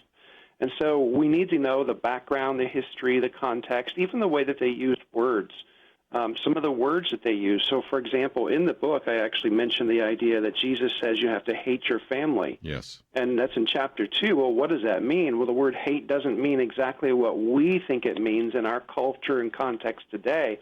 But in that culture and context, it means to love something less. And so Jesus is basically saying, if anything takes priority over me, which is what? The first commandment, to love the Lord your God with all your heart, soul, mind, and strength, then you've eclipsed what you should be doing. I mean, so in other words, we have to have a love relationship for Christ above all things, even our own family. That doesn't exclude the idea that we should love our family, but the idea of hating your family in that context is a Hebrew idiom that merely means to love something less. Let's take a break. We have a lot more to cover as we talk about why is that in the Bible. We'll continue our conversation right after this.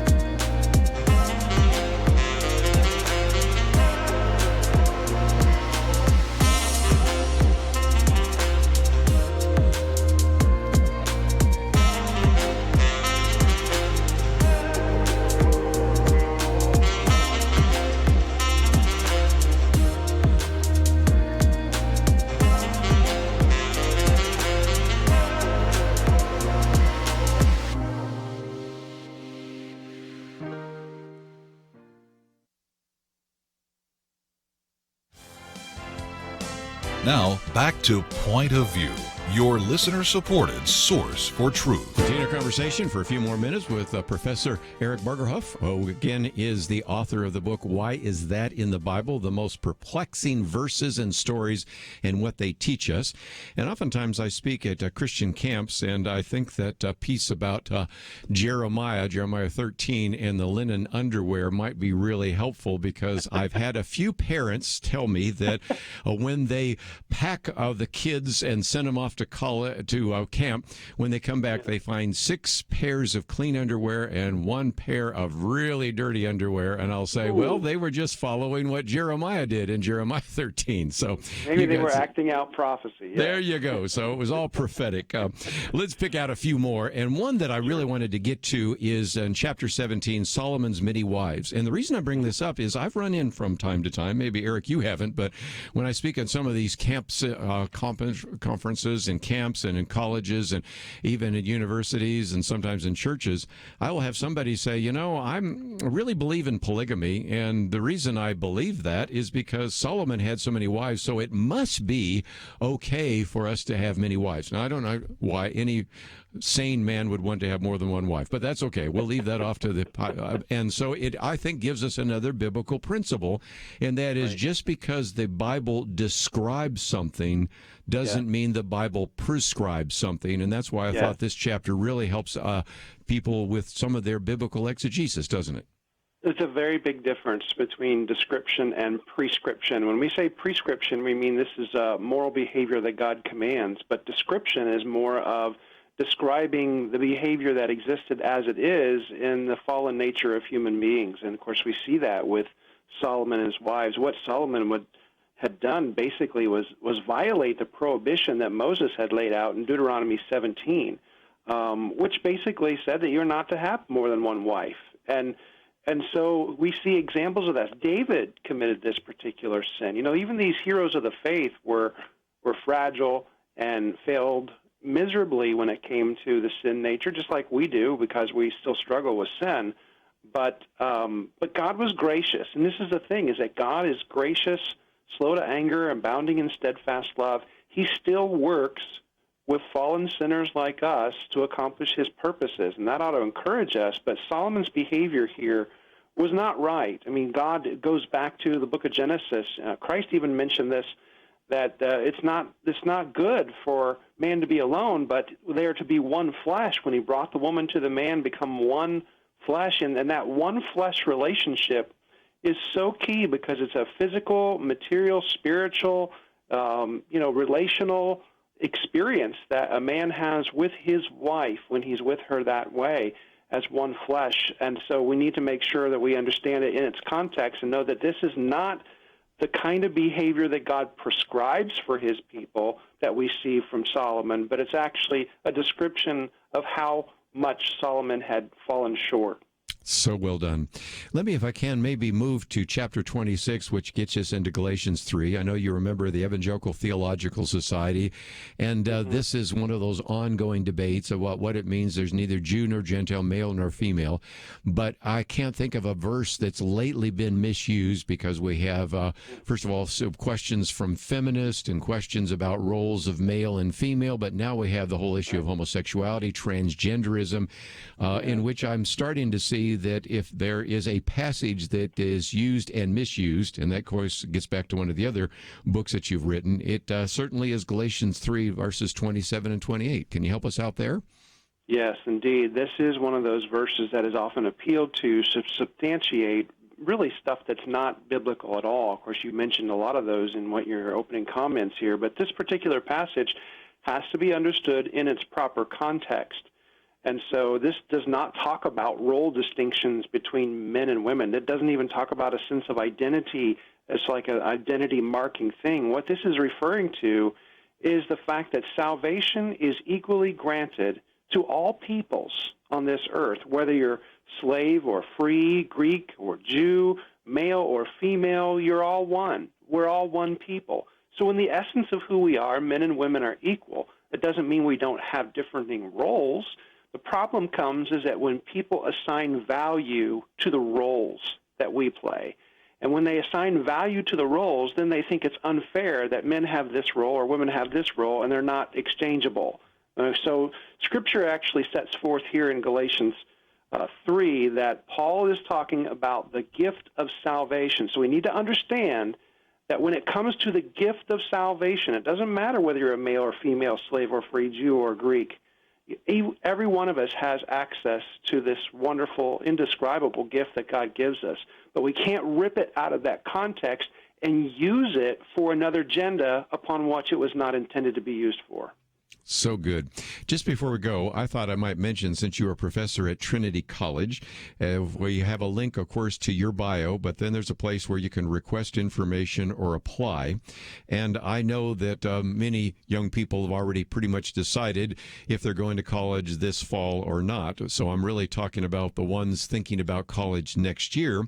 But there are some great opportunities through your college to not only go on campus and to learn, but of course with the virtual learning opportunities, there's some great opportunities for them to learn about things like the Bible and theology and to really begin to have a firm foundation. So talk about what's available at Trinity College, and if somebody were to go to the college, what they could learn from some of the classes you teach. Well, we have some great instructors at the school, and we deal with a lot of different things that aren't necessarily even in the church. For example, we have a great business organizational leadership program. We have great elementary education program. But one of the things that I teach at the school, I teach in the Bible and Theology department, is I also direct the honors program at the school. So some students can go and get their education and at the same time participate in the honors program and take trips to Israel. 2 years ago, we went to Italy and Greece to see some of the places where the Bible can come to life, to get that kind of education. We also have education for those who have maybe a part of their degree but haven't gone back to finish it. So we have a Quest program. It's an adult degree completion program. We do some of this online as well as virtual, and then obviously in the seat as well. So Trinity College is a great school that teaches you God's Word, that equips you for what God has called you in life. And so I would suggest that all of your listeners who have an interest in it, check us out online, trinitycollege.edu. You'll find just a great private Christian Bible college that's really about teaching God's Word. Again, Dr. Eric Bargerhuff, and he is, again, teaching both Bible and theology, also in the honors program there at Trinity College, and an individual that has his doctorate in biblical and systematic theology from Trinity Evangelical Divinity School, and author of a number of books, but the one we're talking about at the moment, Why Is That in the Bible? The Most Perplexing Verses and Stories and What They Teach. We've only really looked at 4 of the 40, so you can obviously recognize that when you get a copy of the book, you'll have lots of great information that will help you understand more about how to apply a constant and very fully integrative type of interpretation of God's Word, and so that you will not go astray. And he also, of course, talks about some of these misunderstood verses as well. So, Eric, thank you for joining us, and thank you for writing the book. My pleasure. Appreciate it very much. Have a great day. We are going to take a break, and when we come back, we're going to hear from a number of voices in the black community. Gerard Robinson will be talking about the whole idea of policing. His piece in USA Today, Blacks want more police presence, research shows, but they also want better policing. So we'll get into that. Harry Jackson will be with us at the last half of that hour. A Manifesto, Christian America's contract with minorities, and we'll get into some of those issues as well. So I hope you can stay with us for that entire hour, next hour. And if you would like to find some of the information related to what we've already discussed and what we will be discussing, it's all available at the website, pointofview.net. Stay tuned. We'll have more right after these important messages.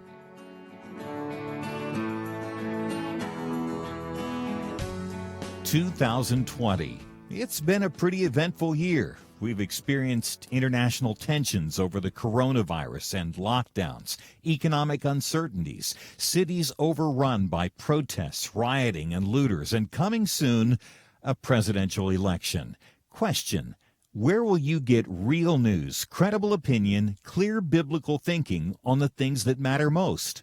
Answer: Point of View Radio with Kerby Anderson and the team. You can make sure their voices continue speaking loud and clear by taking a moment right now and joining the Truth Team. It is easy, but you do have to visit our website or make a quick call. Go to pointofview.net/team or call 800-347-5151. You have the power to make a difference. Joining the Truth Team can help ensure that millions of people will get a different opinion from the major purveyors of fake news. We don't get big advertising dollars like the networks or tax money like PBS. We depend on you. Pointofview.net/team and 800-347-5151. Point of View will continue after this.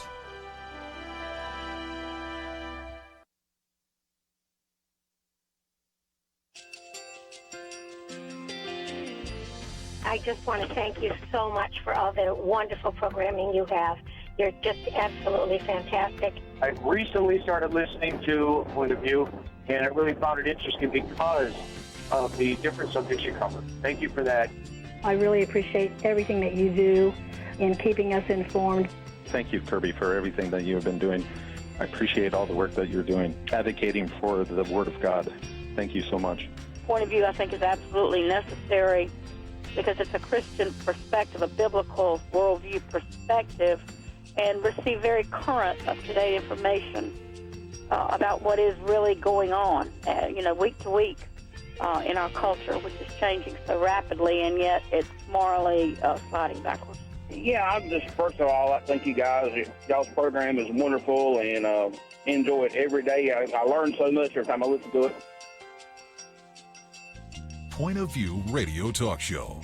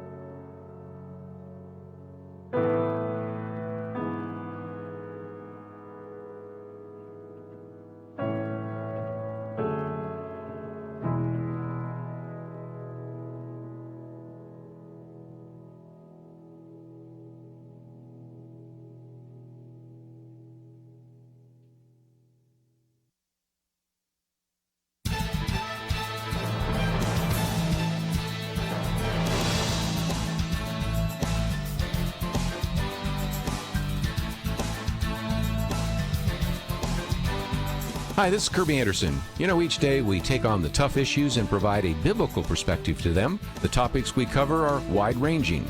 Apologetics, theology, prophecy, creation and evolution, intelligent design, marriage, family, child-rearing, the millennial generation, trends in society, politics, economics, business, religious liberty, the Constitution, public policy, foreign policy, military policy, tensions in the Middle East, abortion, homosexuality, pornography, sexual ethics, media, technology, history, and America's godly heritage.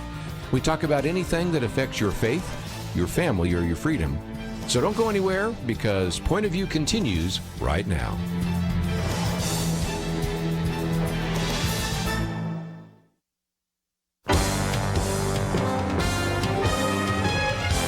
Across America, live. This is Point of View.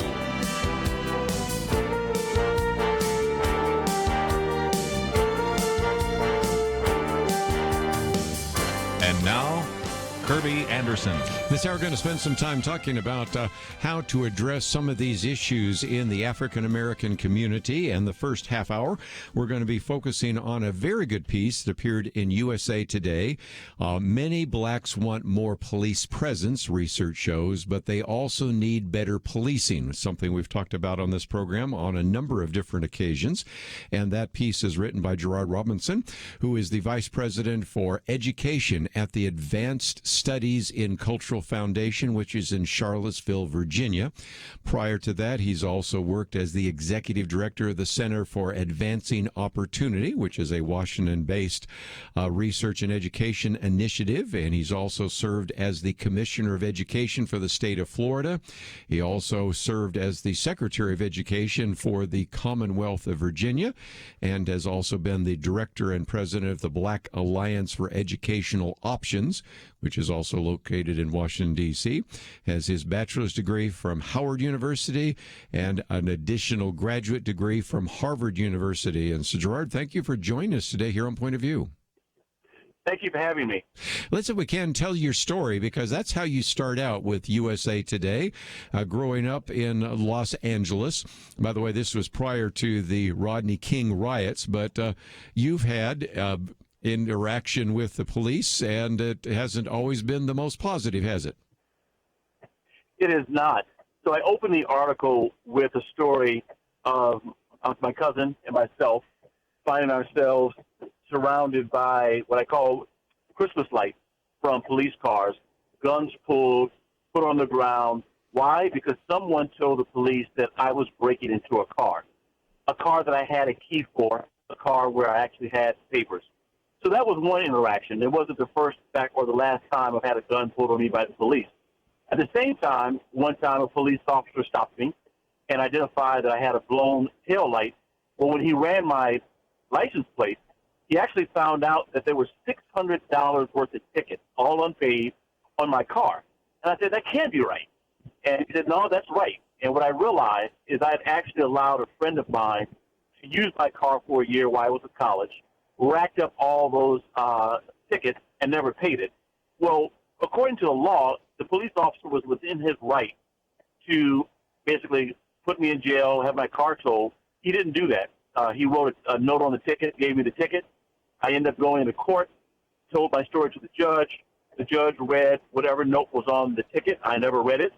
And the judge said, listen, I'm going to reduce your ticket to $25 and continue to teach to you, because at that time I was a fifth-grade school teacher. So I've seen both sides of the aisle on this. But one of the things you do talk about is various surveys, and one of those that's in this article. By the way, we've made this article available to you, so you can go to the website, pointofview.net. And first of all, there is a link to the Advanced Studies in Culture.org, so you can certainly find out a lot more about Gerard Robinson. But also, there is this article that links you to USA Today, where you can read it. And that survey just reminds us again of what it is like. Your experience, both positive and negative, is replicated by millions of individuals, oftentimes in some of the poorest and maybe some of the more crime-challenged zip codes. So tell us more, if you might. So the study that I referenced is called, the data is found in a report published by CAO, It's called the State of Opportunity in America report. This is the third report we put out. Every year we partner with Gallup, and we send out a questionnaire across the country. And we focus on education, both K-12 and higher ed, criminal justice reform, and entrepreneurship and jobs. Well, this year I focus primarily on criminal justice, given all the things that we see right now in our country taking place across the state. We have 6,941 people completed the questionnaire. They live in some of the most challenged zip codes in the country, both for crime activity, education, and economic challenges. And we asked them a few questions. One is, do you want to see more police presence in your city, about the same, or less? Now, I can tell you from my gut, if someone were to ask me the question and tell me what I think people would say, I probably would have said 30% want less police. Well, the answer is actually 8%. Wow. And that's for black respondents. Mm-hmm. For all respondents, black, white, Hispanic, and other, it's 6%. Mm-hmm. So what's interesting is that this is the third year in a row we've raised a similar question, and every year it's been in the single digits. So for me, it even questions my own thoughts or gut check about what I think people said. But guess what? That's why you have a national survey, to go to the people themselves to tell you what they want. And more than 50% said they wanted to see more police presence, but that's even nuanced in itself. You know, one of the things that we have done here at Point of View is this I'm holding up right now is my booklet on a biblical view on criminal justice. And I do talk about this idea of police officers, crime, and the rest. And maybe when we revise this, I'll include some of the things from your survey, because like you said, it is counterintuitive if all you did was believe what you are seeing actually described in the media. And so on the one hand, it certainly fits into the idea that most people in the African American community, also true in the Hispanic American community and others, want more police presence, but they also want better policing. And that gets into the topic that we've addressed as well in this booklet on racism, because what we find is that oftentimes you are much more likely to, if you're African American, 3 times more likely to be searched at a traffic stop, and 6 times more likely to go to jail than, say, an Anglo-American, difference between black and white. And so in some respects, it gets us into the bigger issue that you want better policing, and you want to be able to maybe identify individuals that have already had complaints against that officer from not being out on the street, because if they have violated a person's rights or they've demonstrated that they can't deal with people in an objective manner, they're probably going to violate those again, aren't they? Absolutely. And you bring up a really good point about making the distinction between more policing and better policing. The latter focused on a more humane approach to working with people. Now, there's a scholar at the University of New Haven. His name is Dr. Lorenzo Boyd. And I had him speak at a national summit in 2019. And he said something very interesting. And he spent nearly 15 years as a member of the sheriff's department in the Boston area.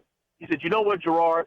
He said only 20% of police work is what you actually see on TV or the type of nefarious activities that we see caught on film. And there's several.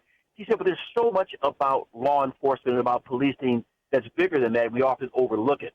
And so, yes, while there's still questions about trust, people in the African American community also said, we'd like to see the police before there's a knee on someone's neck or before hands are in the air. Yes. We'd love to have them involved in our civic activities.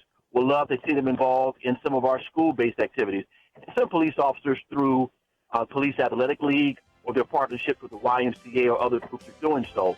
So it's, like I said, it's nuanced, but I remain hopeful because I believe you being a person of faith and the role that faith plays in this, that we can build a better America with police involved in the process.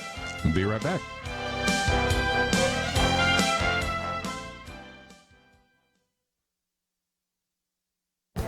This is Viewpoints with Kerby Anderson.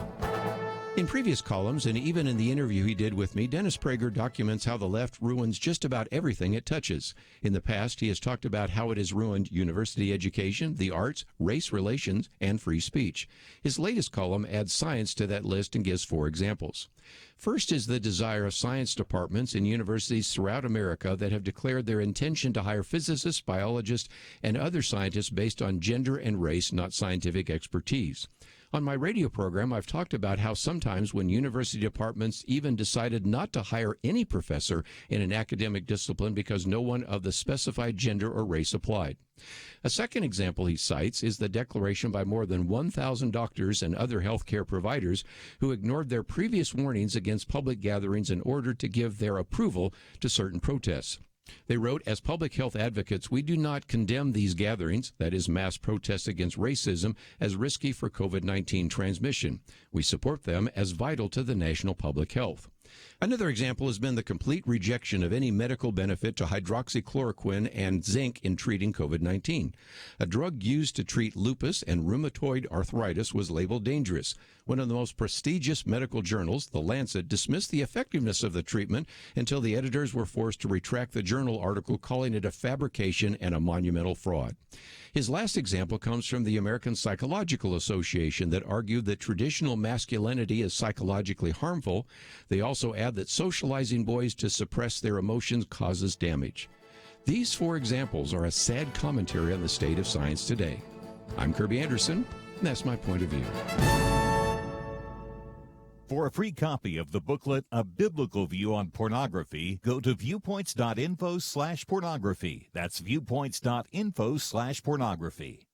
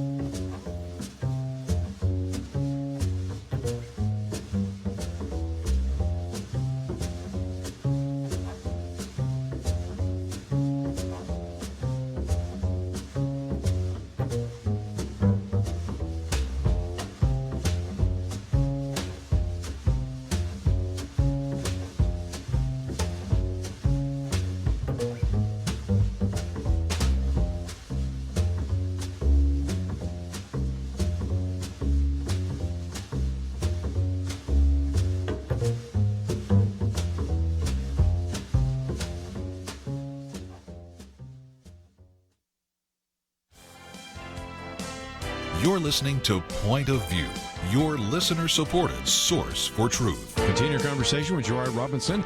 And again, we have this article that you can read. Many blacks want more police presence, research shows, but they also need better policing. We also have a link to the Advanced Studies in Culture Foundation.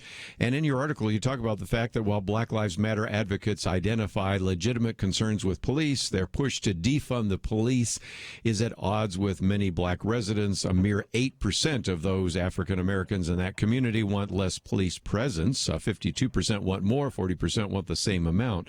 But it brings us to the second point. It isn't that we don't want police, but we want them to treat us. And one of the words that surfaces in your survey is respect. Less than a quarter of the residents that you interviewed were, quote, very confident that police would treat them with courtesy and respect. That, of course, is the key issue, isn't it? Absolutely. People have a lot of faith in our public institutions, but we lose that faith when we think people aren't behaving well. If you look at the polling rate or approval rate of members of Congress right now, it's not very high. It's because people have lost faith in the process and the politics that are happening. Well, I would say the same thing is true amongst some members of our community as it relates to the police. Many of them are now more aware that changes need to be made. Some are making it. But respect, as Aretha Franklin told us in her very important song, it matters a lot.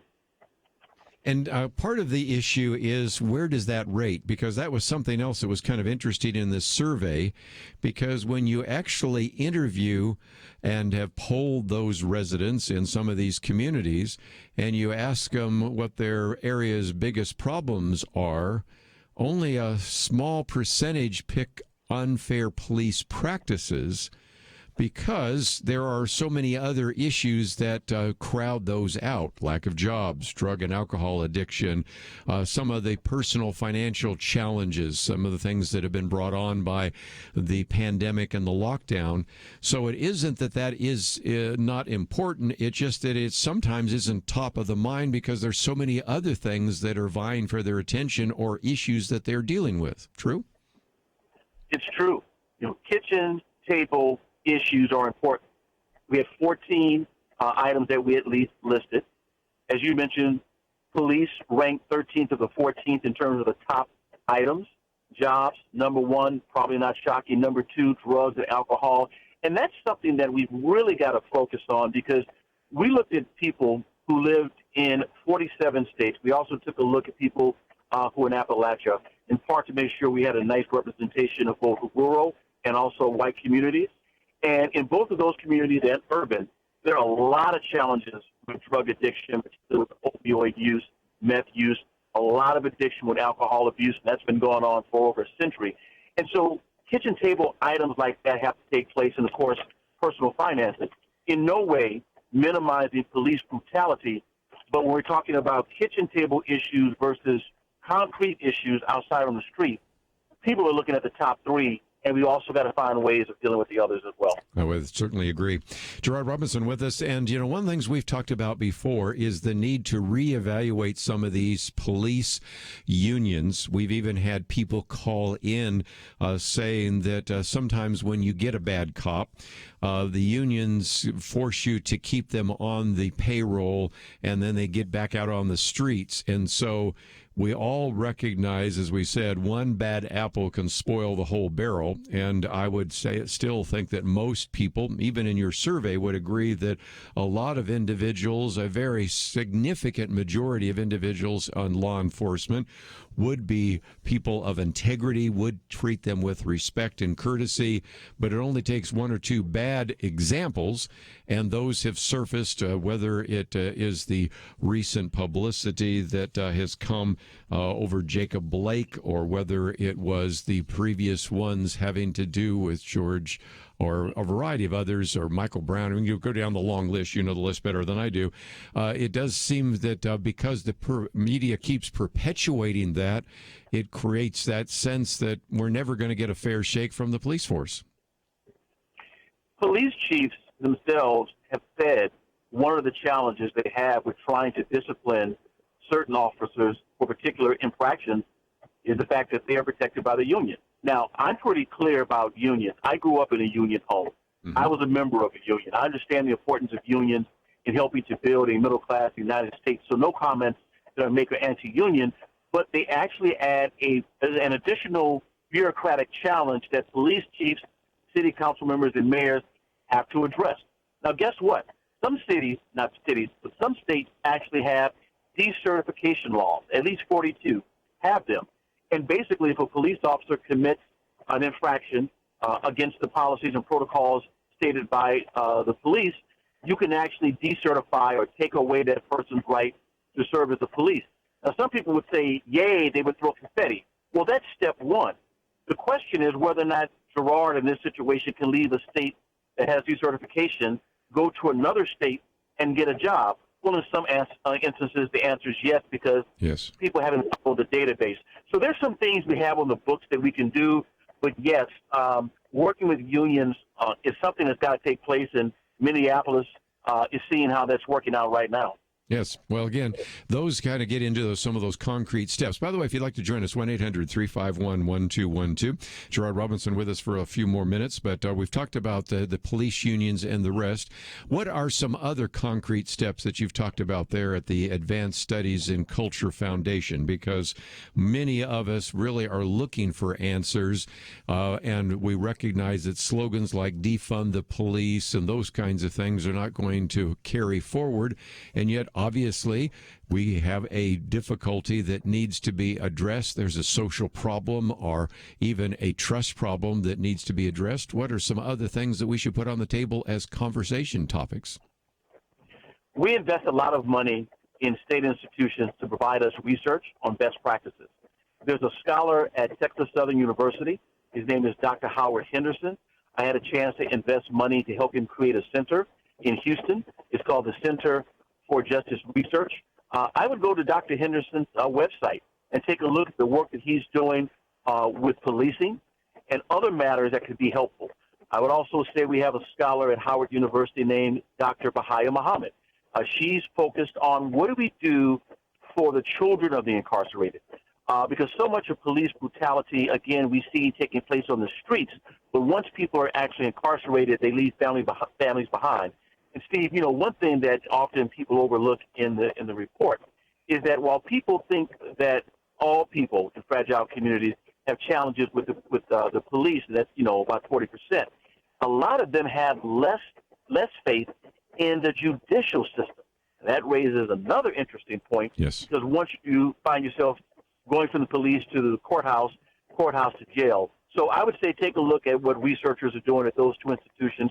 But I'd also say read great op-eds coming from people, let's say, left of center at the Vera Institute for Justice, or people right of center, a prison fellowship, and everything in the middle. I think this is one of the few issues where there's at least some bipartisan support. Criminal justice reform. Yes, there's some nuances with party politics as it relates to police immunity and things like that. But I think this is one issue where people are galvanized, where we can get people of good conscience together, and we can make change. And I would agree. We've seen already the fact that we had criminal justice reform, which brought together some very diverse individuals in Congress. And to get Congress to agree that even the sky is blue is sometimes rather difficult. So it does illustrate that those bipartisan actions can take place. And by the way, we do have links to some of the things that Gerard just mentioned in here. Daniel Van Ness, Chuck Colson, a few others. And so, again, those are some resources. Again, there is the Advanced Studies in Culture.org. If you'd like to know more, we have that link on the website, and there's a place where you can support them. So if you believe that these kinds of studies need to take place and maybe we can get some positive, concrete steps in the future, I would encourage you to visit the website, which we've provided as a link. We've also provided, of course, the link to the USA Today op-ed that he wrote, again, entitled Many Blacks Want More Police Presence. Research shows, but they also need better policing. So, Gerard, I appreciate you joining us. Thank you for writing that piece in USA Today, and thank you for joining us today here on Point of View. Thank you. We are going to spend some time in this last half hour talking with Harry Jackson, a Manifesto, Christian America's Contract with Minorities.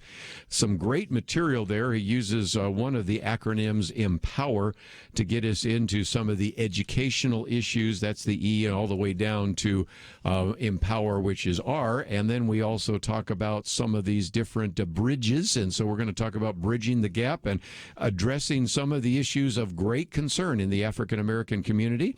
And this last half hour, we certainly welcome your phone calls if you'd like to join us. 1-800-351-1212. Been talking on the subject of the criminal justice reports and policing. Now we'll get into the broader issue of the challenges faced by the minority communities. We'll be right back. Having civil conversations about important issues seems to be harder and harder. Various media outlets tell people what they should believe, why they should be outraged, and getting people to actually think, well, it can be difficult. Whether it's the gospel, tax issues, social policy, or just about anything else, you need to have solid information and clear thinking to address the hard issues. You need God's truth applied.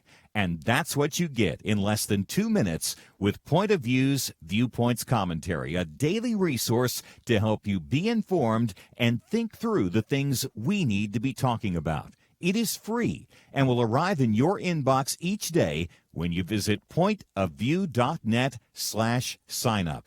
Sometimes we know we should say something, but we're silent because we're not quite sure what to say. Viewpoints Commentary can help you break the silence and change the narrative. It can make you a more equipped agent for truth. Get your free subscription to the Viewpoints Commentary at pointofview.net/signup. pointofview.net/signup. Point of View will continue after this.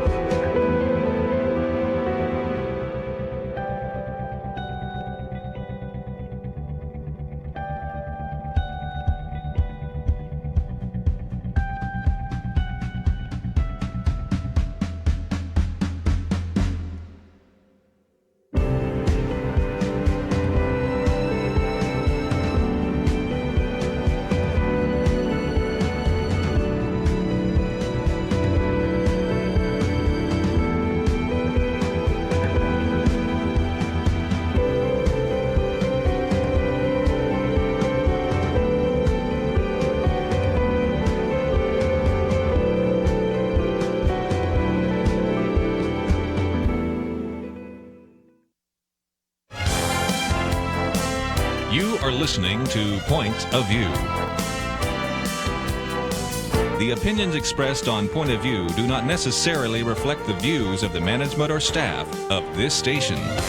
And now, here again is Kerby Anderson. Final half hour, we have an opportunity to talk with Bishop Harry Jackson, as we promoted last Friday, and just looking forward to this interview. The book is entitled A Manifesto, Christian America's Contract with Minorities.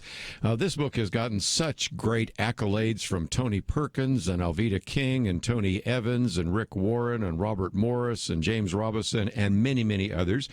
Bishop Harry Jackson's been on the program with us many times before, founder and chairman of the High Impact Leadership Coalition. Of course, he's the senior pastor at Hope Christian Church and also the co-founder of Reconciled Church Initiative. We might have, by the way, have a link to the reconciledchurch.org on our website right now. Individual graduated from Williams College and a master's of business administration from Harvard Business School. And Bishop Harry Jackson, always great to have you on the program with us. Well, it's great to be with you, Kerby. And they may want to look at Harry Jackson Ministries or the Hope Connection to get more about the book. That's really where we're doing business on this particular book. Let me get you an accurate web place to send for more information for the book. Okay. We do have a link to the manifesto as well, and it just came out. But give us some more information so we make sure everybody goes to the right place. Well, I think a manifesto could work. I'm having this written down for me right now. This is good. We're doing it up front. Is HarryJacksonMinistries.com. That's probably the safest place to get more information about the book and more information about what we're doing. And I'm excited, Kerby, because last Thursday night I was at the White House. I was cursed at by hecklers, and then somebody on my team got into a fist fight, and I was barricaded in, locked in downtown in my hotel, and I realized if ever we needed a manifesto, Christian America's Contract with Minorities, we need a manifesto now to educate whites, to inform and inspire blacks not to go the violence route, and to really pave the way for substantive social change that is democratic, constitutional, and biblical. Well, again, we have a link now to HarryJacksonMinistries.com, and you can find that. And a couple of things I really have appreciated. You have 7 bridges to peace, which we'll get to that in just a minute. But I love the acrostic you used, empowered, because the E stands for education reform. Didn't we hear the president talk a lot about that? And all through the Republican convention, talking about school choice and those kinds of things. Some of the others are public policy reform and issues of marriage and righteousness and justice and moral guidelines. So the book is really an attempt to help people understand what are some of the key issues. And the idea of a contract with minorities reminded me, of course, remember Newt Gingrich and the contract with America. So talk about how this book can be used by our listeners, because it's just out, and I just think it was just chock full of great information. Well, thank you, and it's being well received. It can be used first. I have history on every particular chapter of what has happened for social change.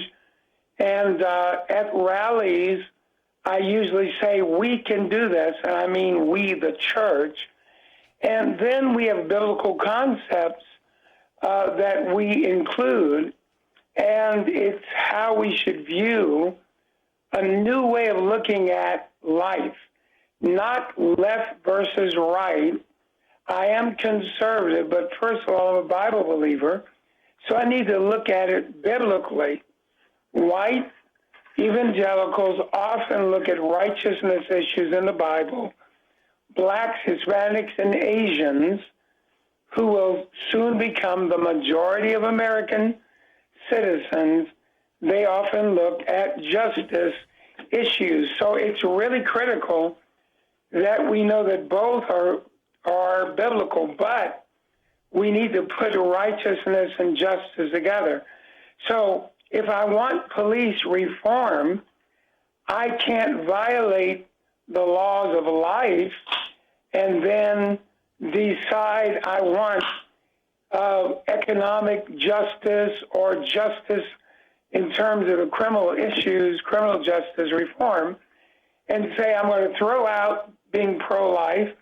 I'm going to throw out the fact that we've been made in Imago Dei. So the issue is, let's not let the world divide us. Let's have this manifesto, a biblically based agenda, and then let's go into both parties and say the following. We're not going to let the Democratic Party come to black people on the Sunday before the Tuesday. Sunday at church before the election, knock on my door, and it's like an adulterous relationship. They want to have illicit sex. They want to have this and that. They want whatever they want. But afterwards, we don't get dinner. We don't get romance. We don't get married. We have no benefits. They get what they want, and it's like being the young people call it being the side chick. You're never going to get the ring of marriage. You're never going to get what you need to be equal. You're only going to be taken advantage of. So the manifesto is saying, yell in the street all you want to, but when you stop yelling, what specifically do we tell both parties is biblical, constitutional, that will right the ship and invite the blessing of God? Kerby, hopefully I'm not too graphic with my explanation. No, I think it was a good one. I'd never heard it that way before. But that brings me to something else, because about in the middle of your book, you talk about spiritual awakening and even talk about what happened during, for example, the Second Great Awakening. And then later on, when you talk about the bridges to peace, you talk about prayer and reconciliation events. And we've been promoting the idea of the return, September 26th, and other events. But talk about what the church and how the church fits into that, and how spiritual revival, a spiritual awakening, even various kinds of prayer and racial reconciliation events are key to this idea of the manifesto. Well, let me give you an illustration. Excuse me. Imagine you're in crossing a river like the Charles River up in Boston. You're in a rowboat, or you're one of those speed contest. If you pull only one oar, or one team pulls only one side, the boat will go around in circles. If you pull both oars, the boat will go fast, and it will go in sequence, and it'll get across the river or down the river, wherever you want to go. What Christians have been doing is saying, I don't have to vote, I'm going to pray. Or they're going to pull that one oar and go around in circles. Or they're going to say, get out the vote, prayer won't change this. And I say that's not the case. I need the prayer oar, and I need the activism oar. Only 1 out of 4 Christians will actually vote in this presidential election. 1 out of 4 votes won President Trump the election last time. 1 out of 4. What would happen if Christians knew, like with the manifesto, the title of the book, if they knew what they were voting about, and they were motivated and got hot and on fire to engage, and then they prayed, like the return, which I'm involved in, by the way, and you pull forward, suddenly we can transform America. And I've got stories, if we have time later, to talk to you about the relationship with the state of Maine pre-Civil War, white evangelical Christians transformed the Civil War, and they created opportunities for blacks because of one book called Uncle Tom's Cabin. Yes. And they prayed and they enlisted.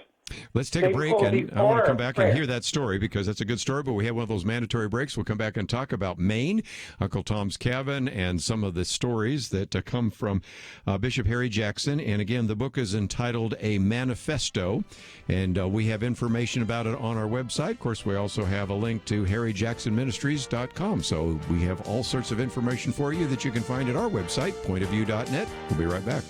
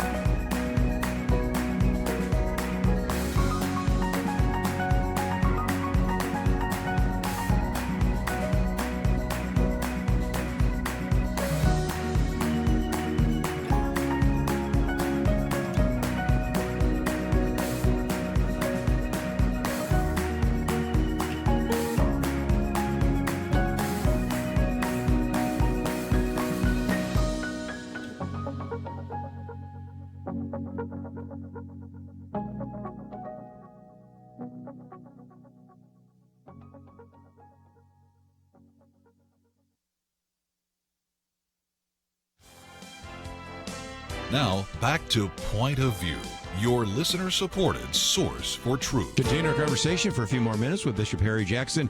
The book is entitled A Manifesto, Christian America's Contract with Minorities. About 170 pages, very readable and very easy to understand. And it talks about some of the various goals of the manifesto as well as how to reach out. But you wanted to share a little bit. We actually have listeners in Maine. Of course, we have listeners in 42 different states around the country. But talk about that for just a minute. And you were going to take us to the story of Uncle Tom's Cabin.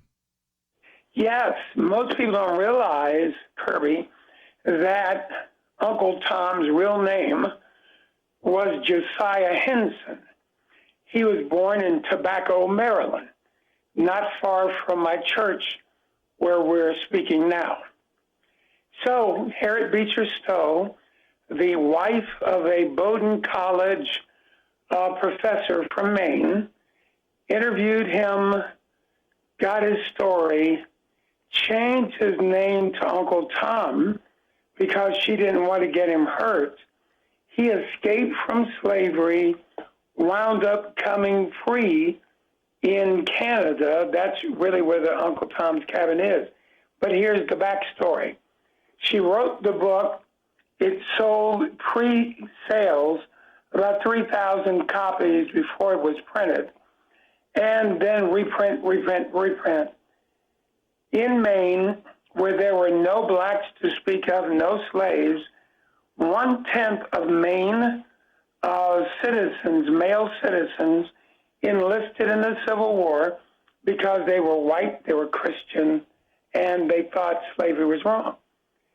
On the day of the Battle of Gettysburg, on the top of Gettysburg Hill, the decisive moment in the battle, a Maine former professor of religion, Joshua Lawrence Chamberlain, stood on the hill. His later writings said he looked up into heaven and had an open vision. He realized if he lost that hill, that he would be responsible for losing the Civil War. They would come through him in Gettysburg, take Washington, D.C. So Chamberlain had been charged twice by the Confederates. We're talking about blacks and whites working together. And the Confederates had come up the hill, almost broken through, almost taken their position. But Chamberlain and his men were out of ammunition. So on the strength of his prayer, his conviction, he told the men, affix bayonets. In charge, yeah. They charged down the hill, and, you know, the guys at the foot of the hill have an advantage. Surprisingly, the Rebs decided they would drop their guns. They raised their hands. One of the soldiers said, what do we do now? He said, just take their guns.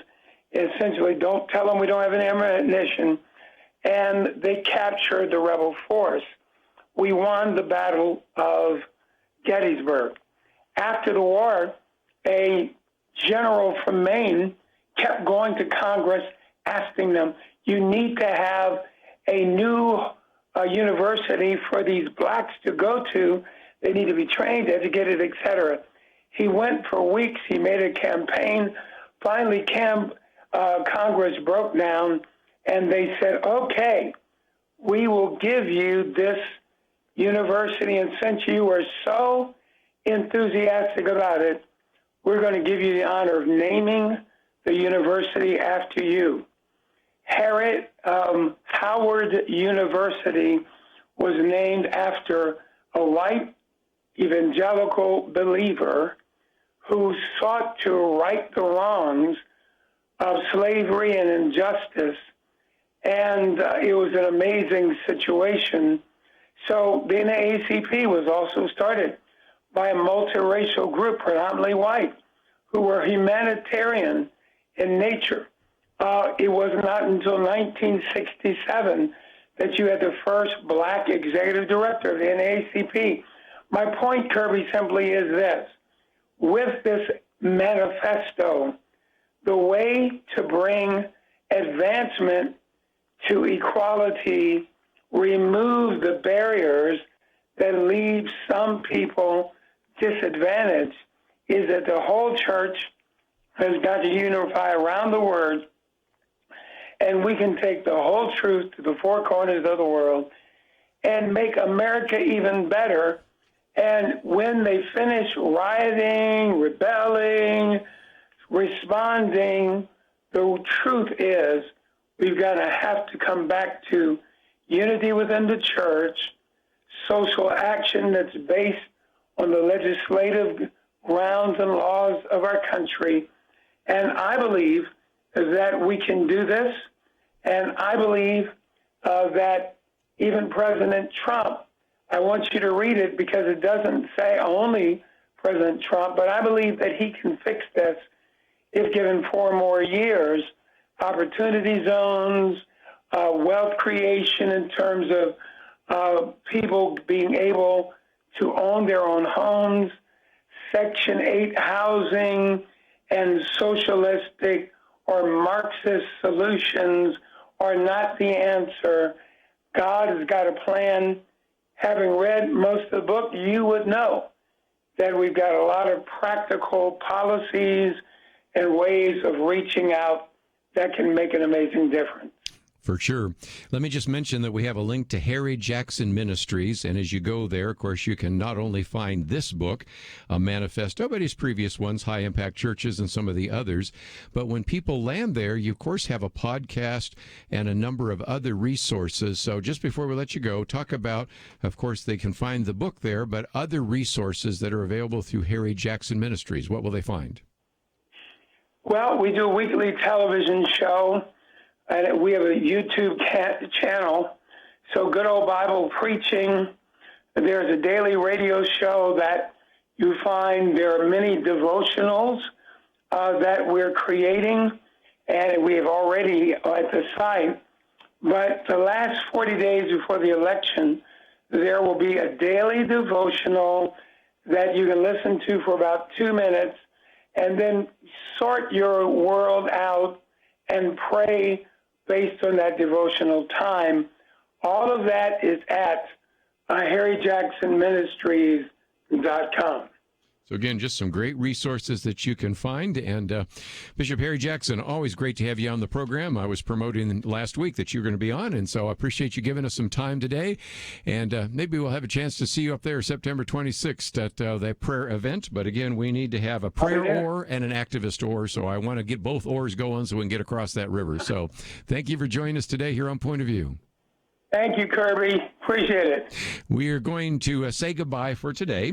And let me just mention that tomorrow we got Nick Adams in studio. We have Carter Page. We'll get into some of the things politically that we always do, and we'll give you an update on some of that. I did mention, of course, the COVID testing and some of those. You can find that article. Also, the one about the NBA boycott. That's on the website. Information about better policing, information about this book, the Manifesto, and the previous interview, Why Is That in the Bible? We have all that information on our website, pointofview.net, so I would encourage you to go there and find that as well.